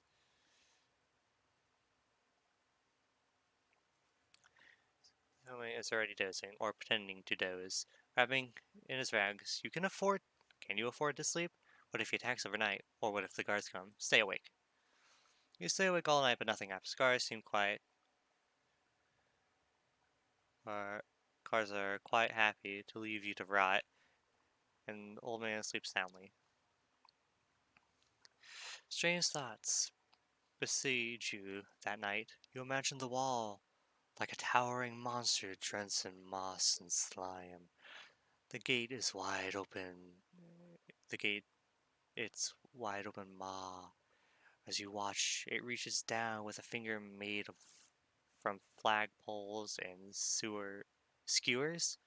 The old and skewers the old beggar man, lifting him and him flailing in the air. Meanwhile, one of the armed prisoners throws the knuckles of his missing hand over to the bench, over and over, calling calling endlessly to him. And it is as though you can see the crown sitting in the dust far side of the north gate, so close yet out of reach. By morning, you're thoroughly exhausted.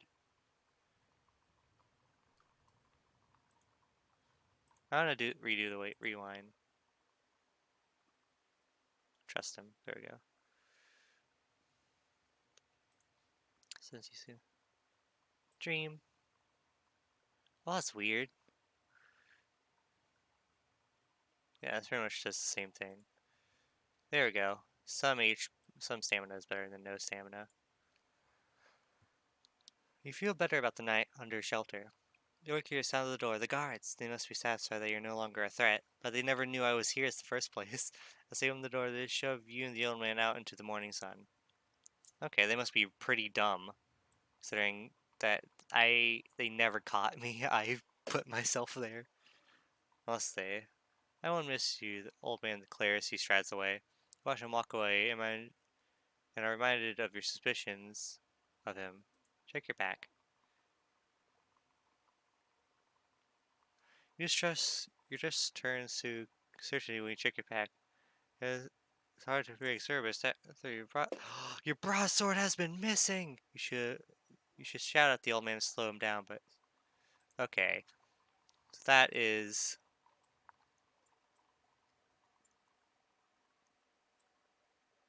okay. That's odd.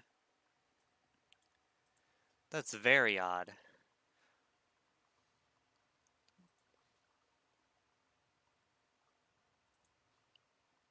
Okay, I'm willing to have that. Okay, that's odd. Can I check my items?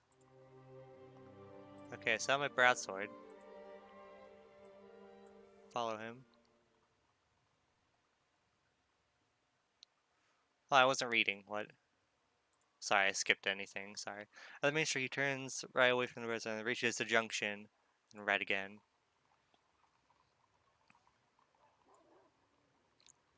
Okay, so we're meeting up with him. At the end of the yard, the row splits, looking left right. The guard lines up the rows, running drills. Not the best to head that way. To the right, so the first building's a car. Head to Kara. Up. Oh, there's no other options here, is there? What? That's very strange. I never went over there though. Is the thing? Hold on. Oh, is this an alternative path I could have taken? That's strange. I never went this way though. Is the thing? What? That's weird. Okay, that's very strange. I have not been anywhere here, and it's already a bunch of stuff, kind of just littered about. Maybe the game actually messing up. I doubt it. That's very odd though. I don't know why all those are there, because normally it just shows my path. Also showing other characters' paths. Paths that I've yet to take because of my actions of rewinding? I don't know. You can see. That leaves and turns to a little nubby. Follow the roadway from the yard and the bottom of the cliff edge. Look up at the cliff. It was built on a series of natural steps. In the past, the river flooded every autumn, drenching the land and keeping it fertile. But since the city was raised and the river dammed, the floods have stopped. The trees look thin and skeletal, and the soil underfoot is like dust. Suddenly, suddenly, something erupts from the tree line overhead and rolls down the slope in front of you. It's a body. Keep back.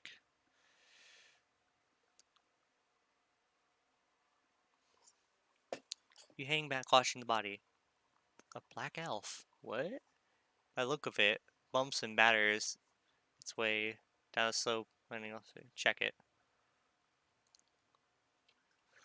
You go closer and check the corpse. It's pretty clearly dead, though whether it was dead before or been thrown down a cliff side is impossible to tell. Search it.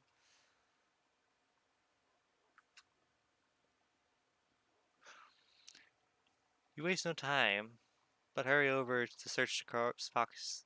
There's no gold to be had. It does have a strange black mask strapped to the back of its head. Take the mask. Put the black face mask of the elf and slip it into your pack.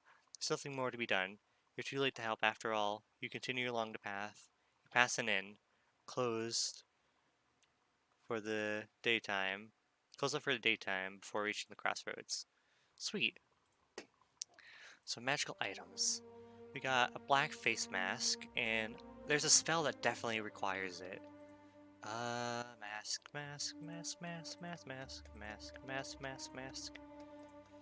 A black face mask. A spell that wears blackness creates a terrible feel within another's mind. Brave creatures will suffer a cold sweat, or cowardly ones will be reduced to cowling jelly. Okay, this is a fear spell. Interesting. No wonder they want him dead. They're too scared of him. The lymph. Reach a junction where 3 rows begin. There are the outskirts of Kara, huddled like beggars on either side of the tracks leading uphill into the city port. Excuse me. Pause and look around. It must be clear to everyone around you that you're a stranger in these parts. The city's inhabitants are multitude, a multitude of man, male violent creatures. Many of us would kill for the laces of your boots. Oh, turn to watch you as they pass. You are a sport, a figure to be jousted and robbed, and one who is most likely fall to prey to the strange, elaborate system of traps slid across Kala by the early settlers to protect themselves from one another. Look at the pass. There are more people here than you've seen in a long time. You cast an eye across the faces to see if any are flanker. The assassin you met outside a company, your only friend in the city. You see no sign of the old man from the prison. He has scalped already, or scarpered already. Choose bad. Oh wait. Time to choose. Oh no. Ugh. God dang it. So there was either here, or here. God dang it, me. Crossroads, rewind. Oops. Pause to look around. Look at the paths. Okay. Look ahead. That would be over here. Mineral surface. Threaded with cartwheels. Further distance, you see a field. This area is taken by supply wagons to the docks. Look left. To the left, you see a group of scuffy youngsters walking up the road with packs on their backs. Slightly suspicious. Look left. To the right, to the left, you catch a group. Oh, okay, odd. To the right, you catch a glimpse of an old man disappearing into a hut a little further up the tracks. The business of this place is confusing, but you have to simply strike out. The north gate awakes. Just at that moment, a cart rolls down the road from the right, and caters around the corner to just the main track ahead. On its back are stacked several crates. One teetered for a moment, then fall near your feet. The lid sight cracked open. Wait for the driver to stop. Hey, the cart rattles up across the road. You notice purple liquid leaking from the crate. Look at it. You know, down in the mud, right over the crate with your fingers, inside of the pile of smashed bottles, thick Earl shoes. Perhaps, okay. You recognize Blimberry! Oh! Dang, that would. Oh, if I could go back, then I could give it to them. Also, due for a meal. You take all the bottles, wiping them down best you can on the grass nearby, and put them in your pack. A lucky find indeed. Okay, maybe I can return them to him. I mean, it might be a little better to take only half, but at the same time, like, I need junk. Let's see, items. I believe this is under magical. Yeah. 4 doses of Blimberry juice. I don't know how much they heal, but I'm saving them for when. Gorilla now. My dude's a gorilla, huh? No longer an ape. King of all apes. Creature of honor and good faith, who accepts both danger and misfortune as traveling companions without hesitation. Nah, gotta save them for later. Okay, so go straight. No, where did it go? Okay, to the right, you catch a glimpse of. At that moment, cart rolls down from the right corners and takes the main track ahead, but on its back are stacked several crates. Okay, so I can go straight and try to catch back up with him, or go over here to where it looks like a farmer's market. I think I might want to try to catch up to him, personally. Pass on the main road, which rises up a slope, a small stone and pour out. So you pass these homes, ugly creatures gather to watch you in silence. A little further on, you come across a body laying face down together, a beggar asleep, or some creature in a drunken's sputter. I'm curious. You approach the limp body cautiously. No one in the street seems to be taking any notice. You bend down closer and shake the shoulder of the body. Rolled over?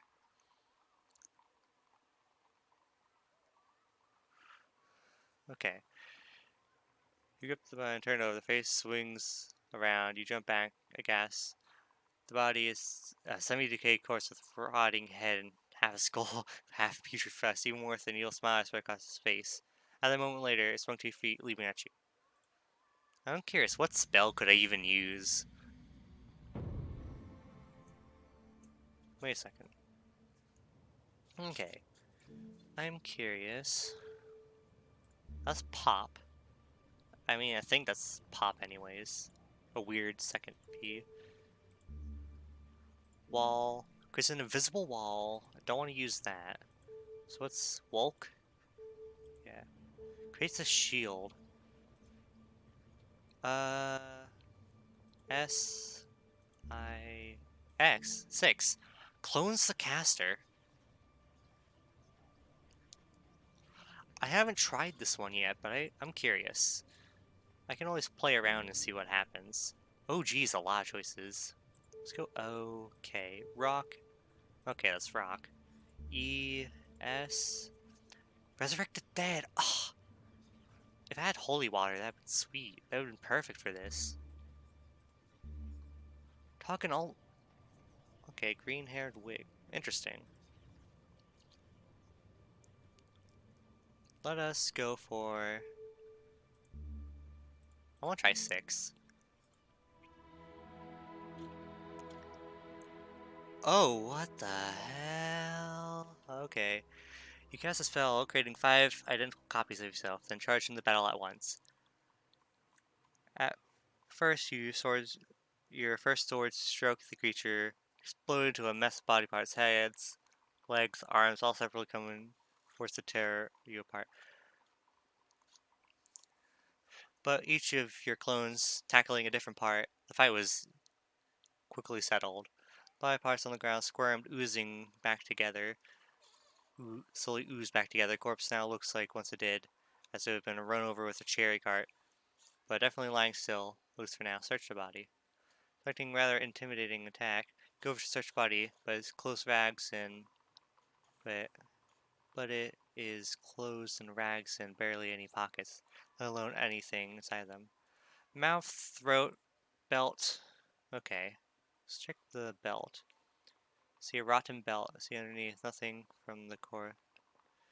You unstrap the corpse's belt and see if there's anything underneath. Nothing from a nearby where a face appears and beckons you over. Let's see. Rewind. I'm still gonna do the same thing. Check if it's alive. Rolled over. Cast a spell. I like 6. 6 is fun. Okay, so bam, bam, bam, bam. I'm gonna chop down and we are going to search the body. Mouth, throat. Throat and mouth seem. Look at the. A fragment of paper. Okay. Disgusted, you push your fingers into the back of the corpse's throat. Something, yes. Within with fingertips, you draw a fragment of paper. It has a written line, but seems to be torn.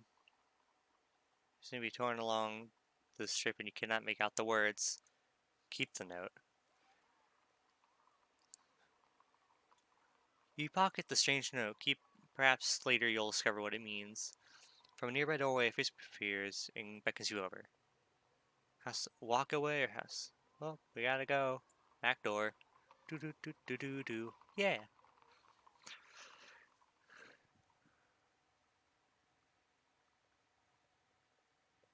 Shadow to house. Shadow over to the hut.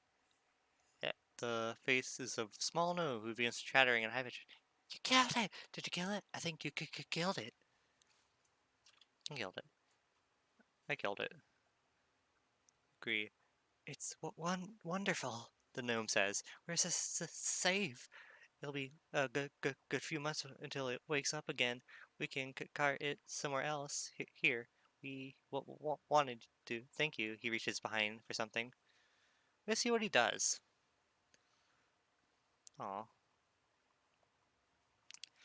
You wait, no one produces a small bag containing 5 gold pieces. I'm not. I'm sure it's not much to a woman like you. He apologizes. But it's from all of us. Peering into window, tiny hut. See 20 or so faces. Thank you. Reply. Reply and nod your head. What was that creature?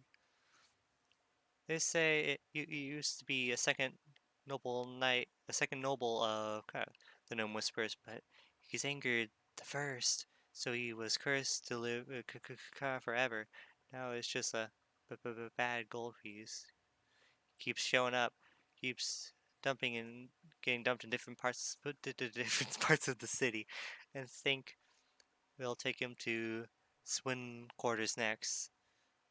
It's their turn, or their turn. There's a trickle agreement inside the house. I found the north gate. No, maybe you can help me. Which way do I go for the north gate? Oh, 4 lines, sweet. Okay. North, north line, with the perfect straight face. But you'll find it locked. Been locked for years. There's a spell. 4 lines, but only nobles know. The second gnome is starting to look awkward. Okay. No talk. Yeah. Before you go, you bid the gnome farewell. Before you go, the creature says, "We got one more gift for you. There's more kerfuffle, and then he brings out 3 pebbles. You're a sorcerer," he whispers, "and these are good for taking pots out, I hear." And he winks. You thank him and place the gift carefully into your pack. You continue upwards. You found one new clue. Okay. So I already know that whatever I got from the body is definitely important, so I need to find, and that was the second noble. So there's 3 other nobles I need to get the thing from. I can just deduce that already. Walk on. Dang. Continuing on the road, on one side the buildings are replaced by virgin patches of field, roughly fenced and housing small skinny cattle. It is quiet, with no one about. This part of the city port is barely inhabited, and certainly not somewhere where the nobles would be found, but you may be able to learn some useful information about inhabitants from the inhabitants. All the same, you pass a large structure with its doors wide open. It smells of incense float within. Look at the building. You stop and peer inside, but make out nothing but darkness. It seems to be a wide unlit space. Low sounds low chanting float through the streets. A woman's voice. Okay. Enter the building, walk on. How long have I been going for? Oh, definitely not enough for an episode I'm doing for this. Let's go in. You step into the gloomy shade of the building. The aroma of perfume and oil grows thick, that you begin to cough and choke, noticing your presence whoever is inside. A singing voice falls silent.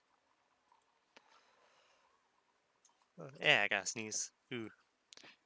Who is there? You call out into the darkness, but there's no quiet sound, light footsteps, or the turning pages of a book.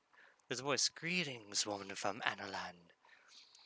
As you have an honorable soul, you are welcome. Greetings. Greetings, you say. The voice laughs, a gentle, pleading sound, like a chime. I see you are searching for something. I'm gonna be blunt. Okay. I am after the North Gate spell, you reply. Is that so? That is forbidden knowledge, the voice laughs again. There is that noise again, like palm slapping down. I see I see difficulty upon difficulty. Can you help?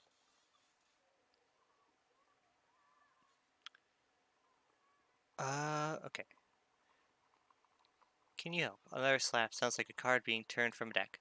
Tell me, she says. Speak a word, and I'll tell you what I see. Okay, this is interesting. I want to go crown, because that is crown.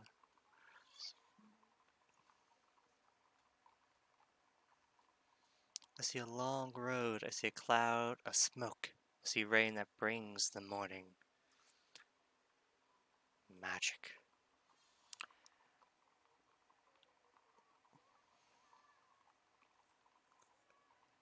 I see a dead end, a closed door. I see a wise man, but a card is reversed. This means death. I see a snake that eats his own tail. Fire.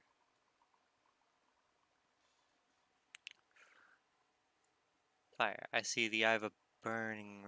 I see burning red. I whisper. I see a whispered secret. A small creature, a pet. Suddenly, from the far end of the room, a single flame candle lights in the shade, form lifted from a lamp. A kneeling woman in a deep hood seated in a star-shaped table. She's staring into the cards laid out in front of her.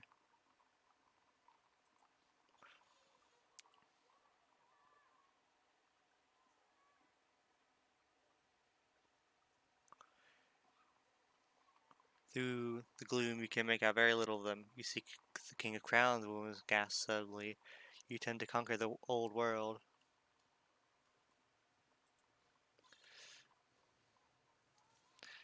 I seek to save it. Nothing will save it. The damage is done. It would be better if the crown were dropped into the sea. Remember this. Who are you?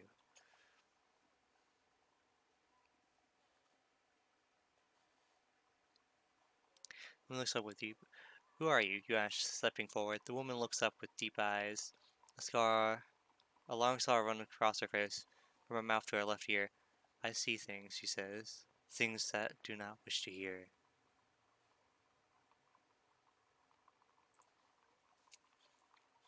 I wish to hear. She nods. You are wise. She turns another card, a moment that is almost involuntary. Then she looks up at you. Remember this. The crown is not in Kara, but there are many who claim it is. And only one who will deceive. Okay. But there are many who claim it is, and only one who is deceived. Only one truly believes. Thank her. You thank her for a mysterious warning, but her attention is lost once more, taken by cracks in the flagstone floor which she sits. The streets will burn, she murmurs. The wolves will be turned around. You leave her to her dark vision. You step back outside to the path of your journey. Okay. I could have gone back and mess around, but it seems like a kind of a long chat to mess around. I still don't get it. What is with these? Wait. No, this couldn't. I was thinking if it's from the other map, from when I did my junk. If it curves the right way, then it might be. But I don't. Okay. That might. Because it seemed very random and too close together. So it might just be from the other map and they just haven't properly gone away.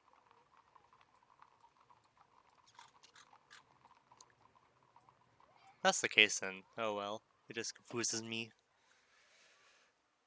The main road continues up a small rise between fields. Since no one can leave the walls of Ghana, the citizens do their farming inside the walls as best they can. From the field to your right, you hear a groan. To your left, a narrow path winds. Look for the noise.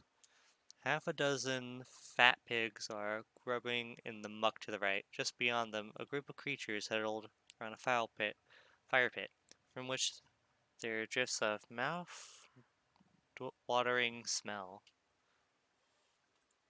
Look at the creatures. Ghana seems to be filled with creatures you can't place. Half one thing, half another. But from the way the creature, uh, yeah, but from the way the strange creatures at the pit fire sit and talk, they do not seem to see their own differences. One sees, however, beckoning a large clawed hand.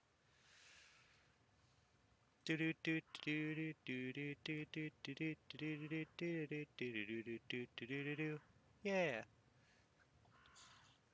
Like, hey, where you go? Oh, hey, there she is. Hey, oh, there she is. There you go. You climb over the fence and stride over to the creatures. Within a few paces, the smell of cooked meat reaches your nostrils. I don't know why I said it like that. And you see a large pig turning on a spit above the fire. The creature who waved you over has watched you approach. He grins. He grins hooked teeth and cocks his head at you, greeting. The spell might be useful here. Draw my sword. Cast a spell. Oh, I would say it's the one that gives you other language speak. But done. What does done do again? Illusion of treasure. No. Interesting. That's a show. I'm not causing hot. No. Jig. Yeah, good guess. Bamboo flute. S. Sus. No, go back. S-U-S. Sus. Sense. That'd be handy. Friendly enough. Friend, you cast a spell, and a calm voice enters your mind. It tells you that the creatures nearby are friendly enough, so they will retaliate if crossed, and that the meat is fine and good. Once you are restored, the the voices depart. Just constantly start casting spells. I'm actually curious, what other spells could I cast?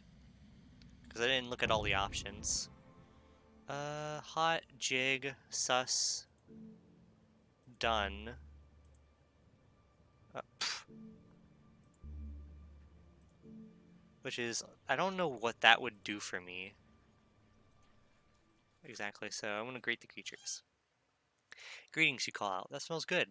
It is, the creature agrees. We picked the best one to bite into. He waves a hand at you to sit down. Then you understand his generosity. They're poachers. Ah, okay.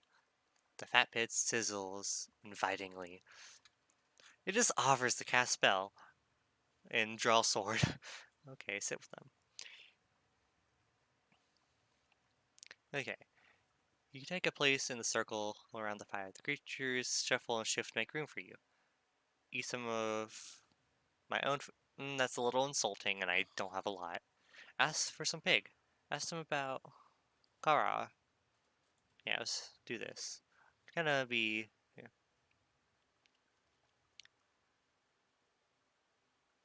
I am new to Kara. You tell the gathering poachers. What can you tell me about the city? The creatures slip between each other, entertained by your question. They sunk their teeth in. Their, they suck their teeth in, hum and hurl. Kara is a big place, Juan finally answers, full of people pushing each other for power. He pulls a leg from the pig, making the meat tear and stretch. Demol demonstrate to demonstrate. Ah, okay. You want to avoid them. You want to avoid all of them if you can.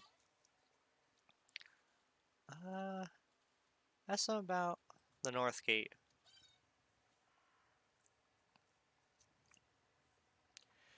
I won't be staying here for long. I'm heading to the North Gate. You tell them. Can you help me find my way? The, the lead poacher looks at you with interest. You going out into the backlands? Why go in there? I'm on a quest.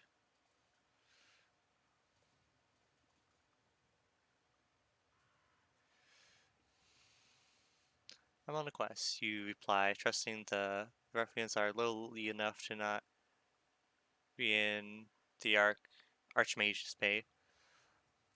The lead poacher nods, sticks me your answer. The North Gate is hard thing to open, he says. Never heard of anyone doing it. The spell lines? He nods seriously. Do you know who I can ask about the lines? You ask? Lorag, the scholar, one says. You should track him down, the other one nods in agreement. He is a miserable curt, he adds, but he knows everything there is to know. Was a noble once himself, you know. Uh,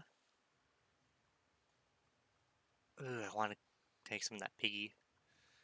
There's not leave you continue. The poachers confer amongst themselves in curt tongue you do not recognize. They seem to agree. Over the river, the leader says. He said he has a house on the edge of the Red Quarter. But if you go there, then ish. He makes a curious sucking noises through his teeth. You better keep your eyes open, or rather, closed. Okay. From across the field, a woman begins to sing.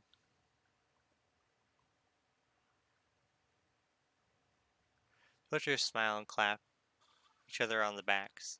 Sarah's coming. You talk to her. Okay. Who's Sarah's? Sarah's is our treasure, the man says. Sure, Sarah. Sir is I. I don't know. It's how we know what we should do. You'll see. By now the woman has reached the group. She greets the man with a kiss on either cheek. You know she's carrying something careful in the cloak. The man beside you beckons her to sit beside him. This is our visitor. Greetings, Sarasa says. What can I help you with? I need to open the north gate. She smiles. Tricky, very tricky, speaks, swine down onto her heels and placing the cloth onto the ground. Ooh. Wrapping it slowly to reveal an orb of crystal. You a fortune teller. Try to steal the orb. Mm.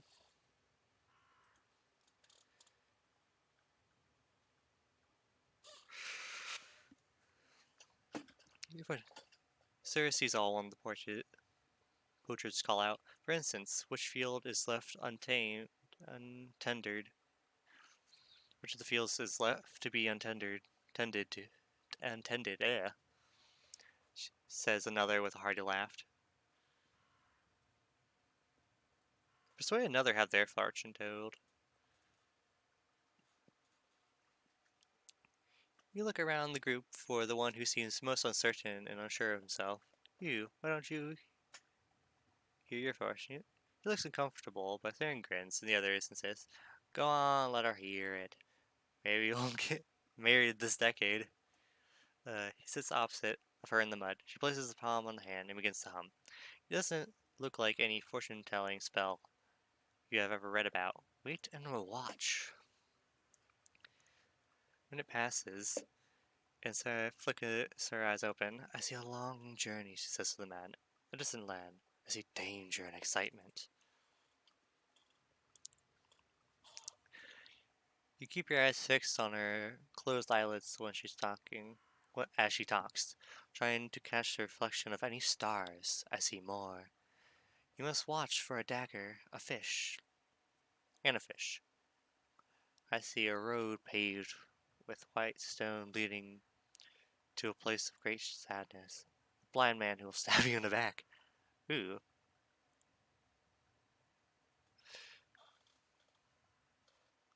She lifts her palm from the glass and smiles. Someone gets her some pork to eat. Oof. Okay, I've been added to a group. Oh no. Offer to have fortune read. Let me try reading. Let me try reading your fortune. You declare. Wait, what did I hit? Okay. Declare. Declare into the quiet that follows her reading. You tell me. You tell everyone else you must be curious about your own. Stops eating to stare at you. There's a murmur of excitement from the group. This is the most unusual challenge. Huge, she demands. And what do you know of fortune telling? She raises a thin, dark eyebrow in cool surprise. Are you? You hold on a hand to the crystal orb, not taking her eyes off you. She puts the orb in your hand. Oh, this is when the telepath spell would have been handy. Ugh. Sadly, I didn't buy the cap way back when. Not taking her eyes off you, she puts it into your hand. Then she sits definitely down in front of you. Well then, tell me what you see for a pearl, she declares. I'm not making something up. Her eyes flash with challenge. You take a moment to manage your thoughts. You're presently heavy in your hand. Cast a spell. I don't think I have anything. Okay, so let's see what I can do. Niff. Crit. That's not gonna be fun. F A L? Float in the air. That doesn't seem too handy at the moment. See the. Okay then. How convenient. Fall. You cast the spell, placing your hands into the crystal orb. Your mind clears, vision forms.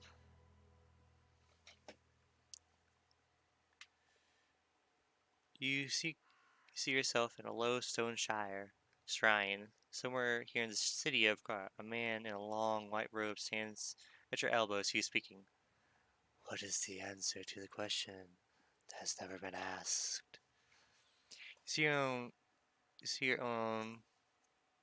You see your own mouth opening to reply.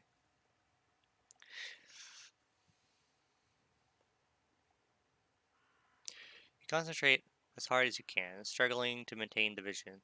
Then it begins to slip, and there's a touch on your hand. Another presence joins you. Serious?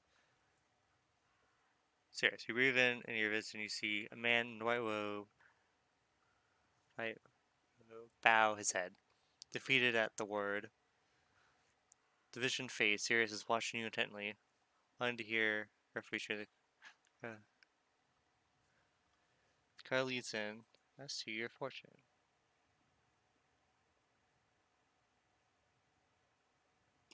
Ooh, okay. Hmm. This is a tricky one. That one seemed. The bottom one seems cheesy. The second one seems a little fishy. It's a hit or miss, pretty much.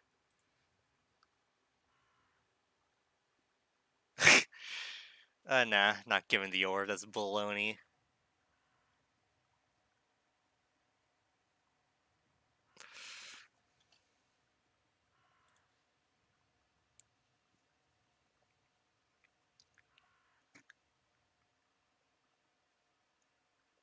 Ooh. Okay, I see you divulging a secret. You continue. Ceres looks stunned by your words. He clearly believes you're a true psychic. A great and weighty decision seems to pass across her face. She looks at you for a moment, confirms it, then nods once more, and turns to her friends. Please, be quiet, all of you, she says quietly. Stranger is white. Must make a confession. Wait and watch.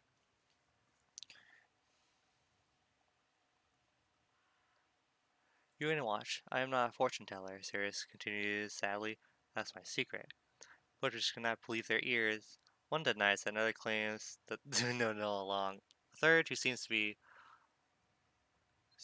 at a loss of money on a bet once, because Quum's card wage and is held back by two more. Within a few moments, the whole group is rolling around, about engaging in an almighty punch up. Oh, geez. Wake them up. Okay. Other clues. Oh, okay. I don't know where I can check my clues, whatever. In the fighting mess, you weigh in, trying to hold the poachers apart, keep the men from throwing each other into the fire.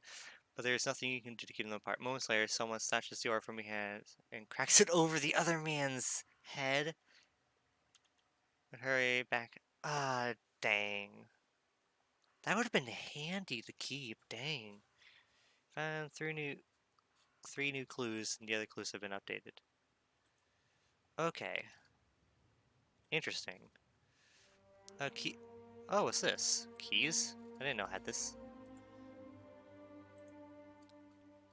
Paper frag. Other. Oh, that's what other items are. This is interesting. Magical items.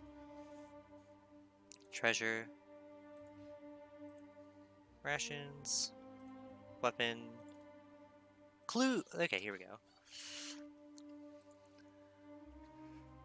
Okay, four nobles of kind of were given each one line of the spell to the North Gate of Gar. You need to find these nobles, if you can, and learn their secrets.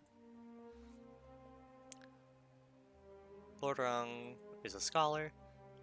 Pretty much simple. Aristocrat's house lies in the red quarter of the city, in the large house close to Fireview Square. Answer to the question. Okay, in a vision you saw the answer to be the question that has never been asked. Okay, interesting. Yeah, excuse me. Let's see. Oh, that's the wrong thing. Opens up Steam. Go, be gone. Uh, let's see. So if I'm Necropola, okay, that's zombie land, pretty much. Where's the red area? Red quarter, here it is. And obviously close nearby. Problem is that this is... Well, that's just this area. This would still be in the red quarter. Granted, it only could be accessed by going through here and then getting up here to where that might be of importance. Another problem I'm facing here is getting across the bridge here, so somewhere in here is importance. Oh no, here's importance. Or does it have a view? What did it say again? Clues. Score's house. Score lies in the brick order of the city in a large house close to the square. A large house in the square. So it's either these kind of houses, or I'm trying to stick to very close to it. That could be it too, but they probably mention if it's that area. Fallen Quarter. Definitely looks pretty fallen. So yeah. Oh, I can go back here. The narrow path, uphill. Where am I? I never went the narrow path ever, huh? Oh, that sucks. The orb would have been amazing. I bet I could have snuck out with it, but then I would feel bad if I did. Let us get right over there in a matter of days. There we go. Oh my god. That's fun to watch.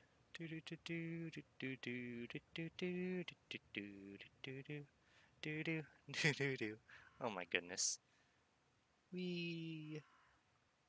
Oh, there we go. Feel along the edge of the rock. Look across the fields. As you pass, you see a few creatures working on the land, pulling up the venomous weeds that grow around their tiny fruit and vegetable plants. Some in patches. Theterid goats graze and have eaten everything green in sight. The whole place seems barren and poor, like it has not rained in a year or more. Talk to a farmer. Let's get some information. You show stride onto the field and approach one of the farming figures. The face is screwed by a wide, flat hat, but you can tell it's not human. It is strangely, gangly, with long insect-like arms. What's she? Oh, pff. Uh, let's see. Greetings, farmer. Looks up but does not smile. Who are you? He demands. I'm busy. Can you cut hay? I'm looking for work. Can you cut hay? The farmer says, wiping sweat from his brow. One strange razor-edged arm. I'm sure I can learn. Farmer waves corner to the field where done.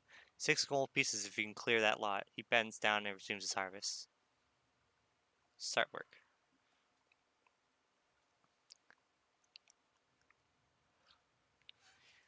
You draw your sword and set to work, gathering handfuls of long grass with one hand and then slashing its roots with your blade. The work is back-breaking, and after a few hours you have built up quite a sweat. Once the field is finally clean, the farmer comes over to you. As he says, look, it's hard work. That it is. Here, he pulls out a water bottle and some bread, and hands them to you. You're starving. You are starving after your work. Dang, thank you. You gratefully accept the water. Drink has never tasted so good. You feel much refreshed. Water does wonders, the farmer said vigorously, as though it was citing a well-known proverb. And here's your gold, he adds, putting 6 pieces into your palm. Enjoy the rest of the city. You thank him and continue your stuff. Yay! Okay, so I can go back here, which is cool. I'm glad for that. That's nice. I got more money. I am doing great on money. I just need to find a place to buy more rations or get something to do more spells. You stay on the path until it climbs, gently approaching a low, ruined wall in the background building. Look at the build. Oh, pfft. No, no, no, no, no, no, no, no, no. Need to be more careful, jeez. Look at the building.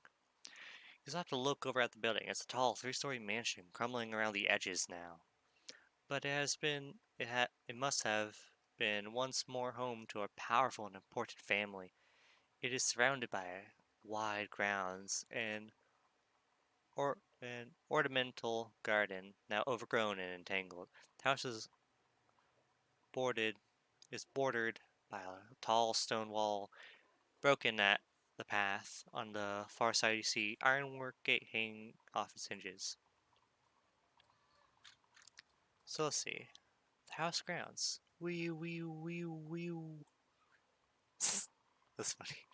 You climb over the wall into the wide grounds of the old grand house. You are surrounded by thick grass of thorny gripweed, and through the branches you see the lower floor of the building.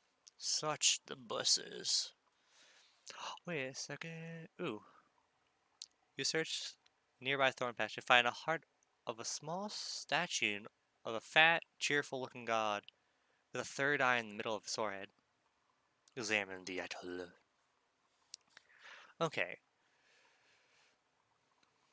Looking closely, you see that there are small depressions on the surface of the stone. On the Wait a second. On the idol's two eyes, its forehead, and its. Hold on 1 second. You remember last time that we got a riddle from the old man? This might not be it, but let's try. Okay. See him though he sees you not. That just means he's blind. Stringing beast in the box to the left. Can't even read my whole writing. Dang. Okay. God dang it, why couldn't I have wrote in this neatly? It guards a key. It's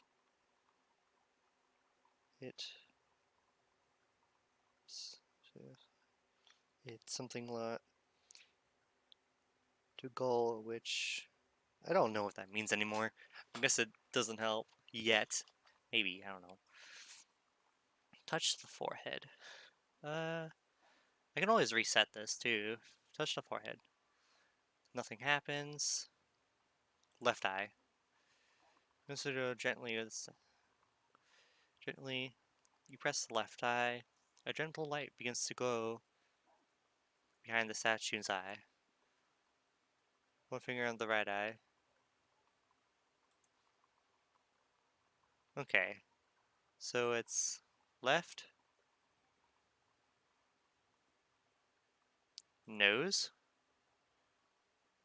Okay. So it's left, right,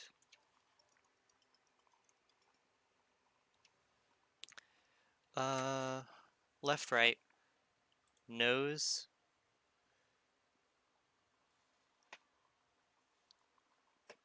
Okay. Left, right, forehead.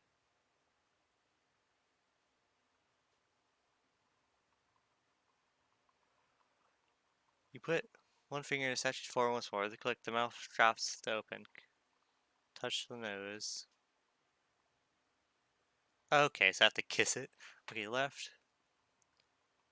Oh, just literally go down the list. So the nose is useless. Kiss the statue. Okay. Lean and kiss the statue on its open mouth. Some kind of liquid spits between your lips and leaps you back, clutching your throat. But it does not seem to be poison. In fact, moments later, you feel much stronger. You thank the god for his kindness. Then you carefully make your way out of the thorny bush. You found one new clue. Okay, let us check our clues. What did I get? The ritual of Kroger. Ritual card begins with left eye, move to the right eye, and then touching his forehead. Okay, so a ritual. Interesting. We have been going on. Okay, so a few more mins. Approach the house. We're doing great. We're at full stamina. We got many monies. Ship across the mini and suddenly something knocks into you from behind. You sprawling across the. You see a giant bat towering over you. Let's see. You spin around to see a giant bat towering over you. Its clawed wings spread wide with bloody talons. Cast a spell. Let's see if we can do something. Oh geez, all the little dotties. Okay. Uh, uh, well, that's mud. I don't have sand. And that probably would be ineffective against it. So, what's this do? O, D,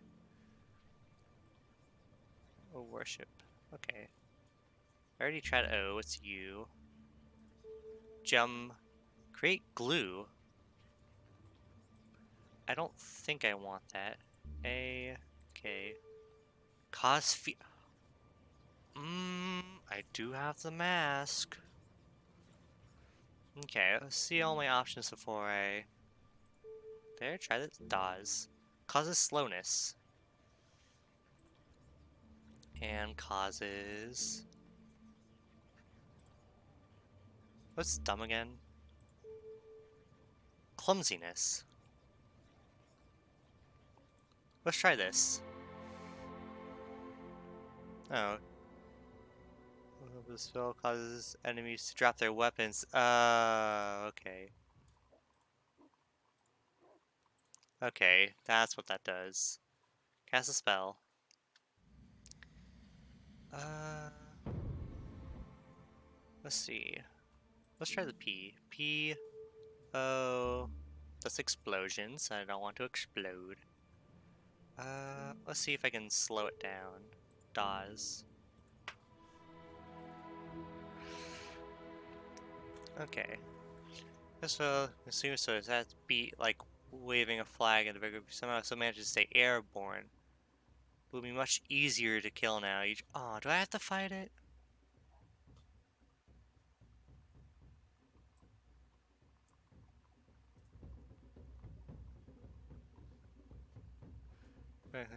Baffle on your face. Hard to see anything, but moving slowly, you slash at the creature, planning to cut off its wings. The bat flutters out of reach. You do not harm the giant bat. Well, it is kind of giant, so. Brutally murdering this thing. Another chance follows. You cut a side blow, catching the giant bat wide open as it tries to escape. I am just pretty much just harass the poor thing. Creature now is afraid, pushing off a tree trunk, thrusts forward, almost slicing off the bat's stringy talon.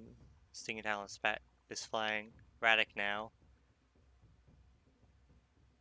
Let's kind of lower it. Yeah. Begone! No stamina lost. Flawless fighting. Another chance follows. Swing low cut, you aim at the beast's heart. The bat falls to the ground and the light goes dark. You turn the house once more. Okay. You turn to face the house once more. The front door is as wide as two men standing, posingly sealed. From behind the door, you notice small drinking. Beside the door, you notice a small drinking fountain still bubbling with water. I get nothing. Well, that's cool. It brings up a map of the area. That's sweet. That is main junction. The door. Do do do do do. Nah nah nah nah. Shut up to the door. Knock on the door. Try the door. The door's locked, of course. Break down the door. Knock on the door. She knows on one side you. You walk up to the door and knock, just to make sure. No one answers. A slate skitters off the roof and smashes itself onto the ground to one side of you. Knock again. Knock a second time louder. You always see if there will be an answer. There is a curious detail. There are deep grooves carved into the wood of the door, radiating towards from the keyhole. It is though something had exploded out through it. Perhaps something attached itself to the outside to force its way through the lock. Look through the keyhole. Drop to your knees and look through the keyhole. The first thing you see is nothing, and then the darkness inside begins to take shape. You make out a long, lonely hallway running back into the house. The walls are lined with framed pictures and the surfaces of expensive ornaments. It does not look like a house has been emptied at all. A wood railing runs alongside the hallway. Cool wind moves through the trees in the yard, making evil whispering sounds. Cast a spell. Okay, if it's kind of locked, I'll just unlock it. Unless the grooves prevent. This is the time where you bring up hot again. I'm not casting hot. Okay, this is the right spell. Stop. Is a no unless you have woven your spell the great door complains once more. But a locked door is of no consolence. Once you have woven your spell, the great door complains once and then gives way, swinging open to reveal a dark hallway from beyond. Go inside! Do do do do do waka waka. Excuse me. You step inside the great stone house. A cold silence uh, descends, quite different from the dusty heat outside. This place feels like it's not been lived in for decades, although, judging from the lack of dust, it may have not been quite so long. Floorboards creak underfoot as, at the end of the hallway, there's a sealed door. It is, uh, it is that a chink of light just visible beneath its frame? Look at the lights! Okay. The light beneath the door flickers, now bright, now bright, now faint, as though a figure passed through the door. Shadows coming and going, but you hear no footsteps. That is not a good sign. Okay. Creeping forward towards the door. You make your way along the corridor. The walls on either side are lined with flawed portraits of dusty looking men and sour faced women who sneer at you as you pass. Look at the paintings. The figures in the paintings are finely dressed, but they also have knife scars on their faces and nicks in their ear. These must have been the thief kings of Kara's murky past. You pass a large metal coal scuttlet sitting across, sitting against the left-hand wall. Look at the scuttlet. Stop and look inside the scuttlet. Beside, but the inside is blackened, and in darkness it seems though an infinitely deep pit was contained inside. Put my, do I want to put my hand inside? I'm putting my hand inside.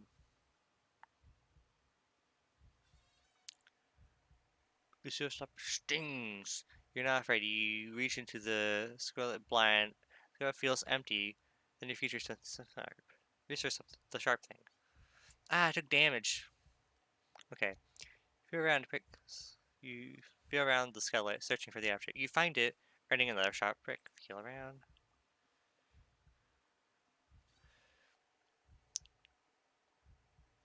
You keep feeling around, and then have a clear sense that something's climbing up your arm to your wrist. What is it? Ah, I'm taking more damage. God dang it.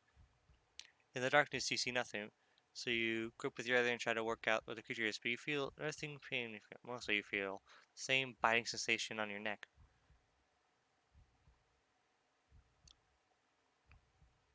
Okay. That was when you realized there was something wrapped around your hands as well. It was a snake. I'm back into light. I'm just curious. Nah, I'm redoing this. I'm not going back outside. Okay, so don't touch the scuttlet. Look at the light. Creep forward. Look at the paintings. I can look at the scuttlet.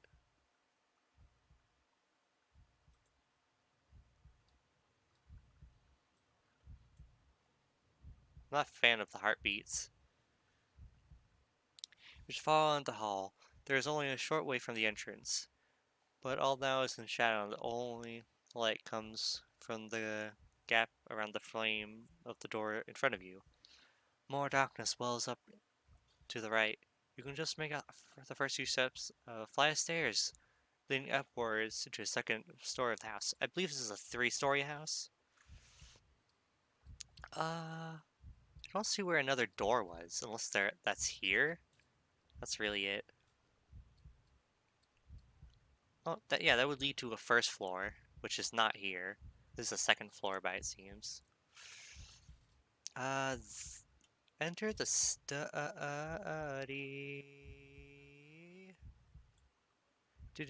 Oh, I'm going so fast. Oh, look at me. Woo. Push open the door and enter a wide, pleasant room with a thick carpet. It is a study of some kind. The source of light under the doorframe becomes quickly apparent. Mic off. Mic Let's on. see. Press open the door and enter a wide panel room, some kind of study. Study of some kind. Source of light under the doorframe becomes quickly apparent. A roaring fire burns in the enormous grate to one side of the room. Very... I don't trust the fire? Question mark? I would rather look around first then go mess with the fire. Because I'm assuming the fire might be, I don't think fire's mimics. Pfft. At some point I'm definitely gonna find a mimic and get eaten. But... I'm gonna... Oh, perfect. I'm gonna save this for next time. Leave you on a cliffhanger. So yeah. See you guys next time. Bye bye.